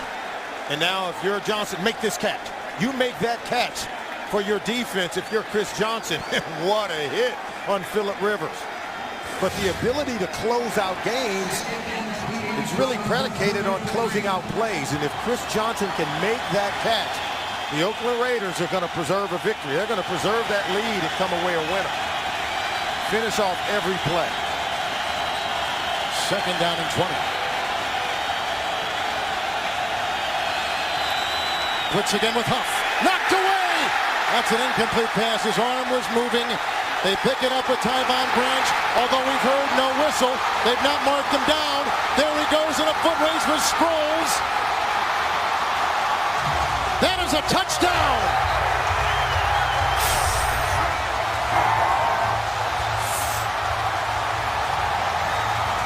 If it stands. Tom Cable saying, stop celebrating. Let's kick the extra point. Here's pressure coming off the corner. Was the arm going forward? The ball went forward. So you got to imagine, if the ball goes forward when he's hit, then the momentum was the arm going forward. Wow. I can tell you this. What the officials are going to look at was the palm empty as the hand came forward. That one is going to be close. It was ruled a fumble on the field. Now see, there's the hit. I think it was an empty palm moving forward. And by the rule, and per what I saw there, they may rule this a fumble. Booth review under 2 minutes. Branch hoping it sticks. Welcome back as we review the play. You tell us, is this an incompleted pass or is it a fumble? Look, he hits him, but the ball comes out. And if we could stop it a little sooner, we'll tell you that it's an empty palm moving forward. That's what the officials are going to look at. Is the palm empty as the hand goes forward? The quarterback's hand was not coming forward when the ball was locked loose. Therefore, it is a fumble. Recovery, advance for a touchdown. And the Raiders have their first defensive touchdown since 2007, a 64-yard fumble recovery return by Tyvon Branch. See, he's saying that when he was hit, the hand wasn't moving forward. See, ball's out right there. But Phillip Rivers continues to try to force it through to move that arm forward. But Tom Cable knows that is a game closer. Can the Raiders finish? I think they just did. We're not writing this one off. 58 seconds left. A lot of things can happen. Phillip Rivers still capable of scoring and scoring quickly. Janikowski. 35-27. For the Raiders, who took an initial 12-0 lead, a couple of block punts, one for a safety, one recovered in the end zone for a touchdown. Chargers then went on to score 14 unanswered points. Back and forth we've gone. Rivers has got a couple of touchdown passes today. Tolbert has a touchdown run by San Diego, and Campbell took the place of the injured quarterback Gronkowski for the Raiders and has looked pretty sharp today after he lost the job in week 2. You can see in the game summary, special teams have plagued the San Diego Chargers once again on the road. Jason Campbell filling in for Bruce Gronkowski has come up big, leading them on a drive to take the lead in this game. And so there's been a lot of different things happening, but we're seeing an Oakland Raiders team possibly coming of age under their head coach Tom Cable. He talked about the need to change their identity, the need to be able to close out games against their #1 divisional rival, the San Diego Chargers. We've had 4 lead changes in this game. Chargers had 2 red zone turnovers early in the contest. And let me take a look at Philip Rivers, who has thrown for 404 yards today. He'll get it with a couple of timeouts. North Turner has got to dial up some plays. Put the game in the hands of his talented quarterback, Philip Rivers. And Rivers got to take some shots down the field. They are a touchdown and a 2-point conversion away from tying up the game. 3 touchbacks today for Janikowski. Sproles will bring it out. Nice tackle made. That's the guy that recovered a ball in the end zone after one of the block punts. That's Ron Cartwright, the ex-Redskin. 18-yard return. Rivers on the move. First down and 10. He'll have it with a couple timeouts. His numbers for today. Long way to go. Over 400 yards passing in this game. He had 290 yards by halftime. He's hit on home runs to Malcolm Floyd. He's gone up top to Antonio Gates. He has the arm. He has the weapons. Now he needs the opportunity. Sproles at the side of the quarterback. Rivers 6 in the secondary.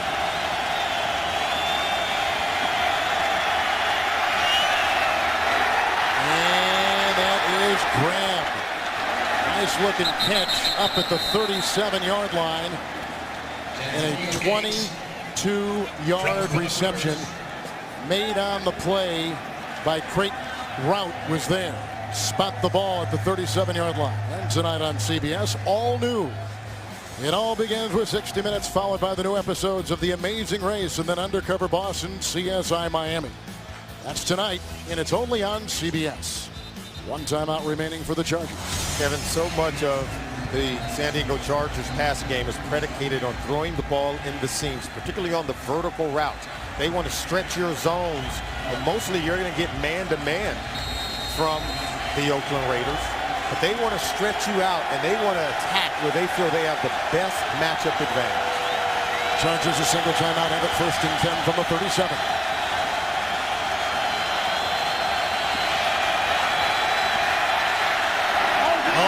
Looking downfield, he's got Buster Davis, who drops the ball in the coverage by Rout at the 22. Just that close. What a throw from Philip Rivers. And Buster Davis has to finish off this play. Look at this throw while under pressure. Rivers is going to put it on the money to his receiver. He's working against Rout. He got to make that catch. Wow. I think Rout might have got a hand up at the last second to tip the ball. Watch that left hand.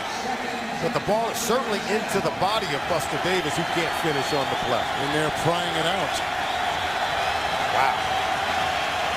It's been 7 seasons, 7 long years since the Raiders have last beaten San Diego. Leading now, 2nd down and 10. Davis drilled by McClain. Pick up a 5 to the 42. I think we said it on the previous possession by the San Diego Chargers that if you can't pressure Philip Rivers, you can't stop Philip Rivers. Well, Michael Huff was able to get the hit that forced the ball out that has allowed the Raiders to take the lead. But see the pocket closing in on Rivers. He couldn't go down the field with the ball, so he had to check it down.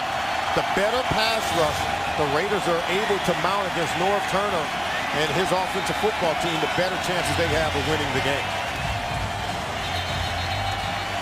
Chargers now on a timeout. You see they got 3rd and 5 ahead of them. Rivers last year opening weekend on a Monday night brought his Chargers from behind to beat these same Raiders. And these Chargers told us that these 13 straight wins, they haven't come easy, that they've been in close ball games like what we have here today. And now Tom Cable is waiting for his defense to just close it out. One more big play and he has himself a win.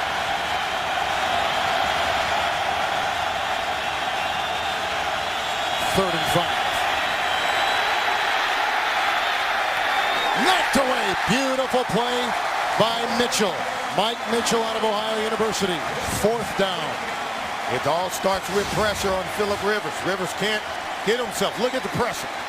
See, he's able to step up in the pocket, but he has to pull himself away from defenders. Mitchell's able to close in. That ball didn't have great velocity on it. Mitchell's able to bat it down. Big play on 4th and 5.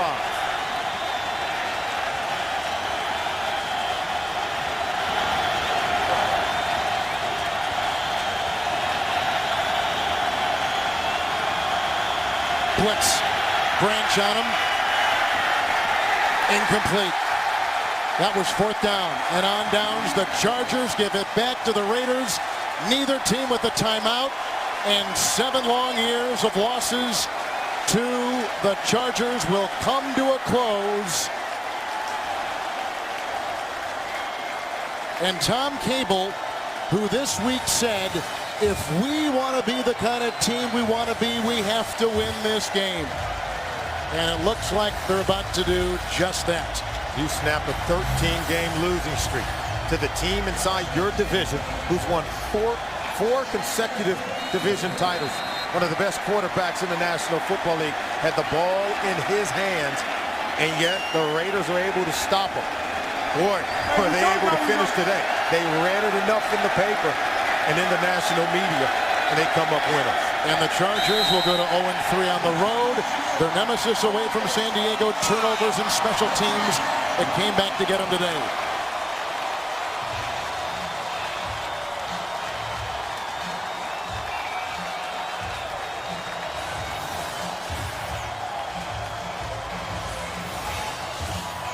For Solomon Wilcott's Kevin Harlan saying so long from Oakland, California. The Raiders have stopped a 13-game losing streak to San Diego, 35-27.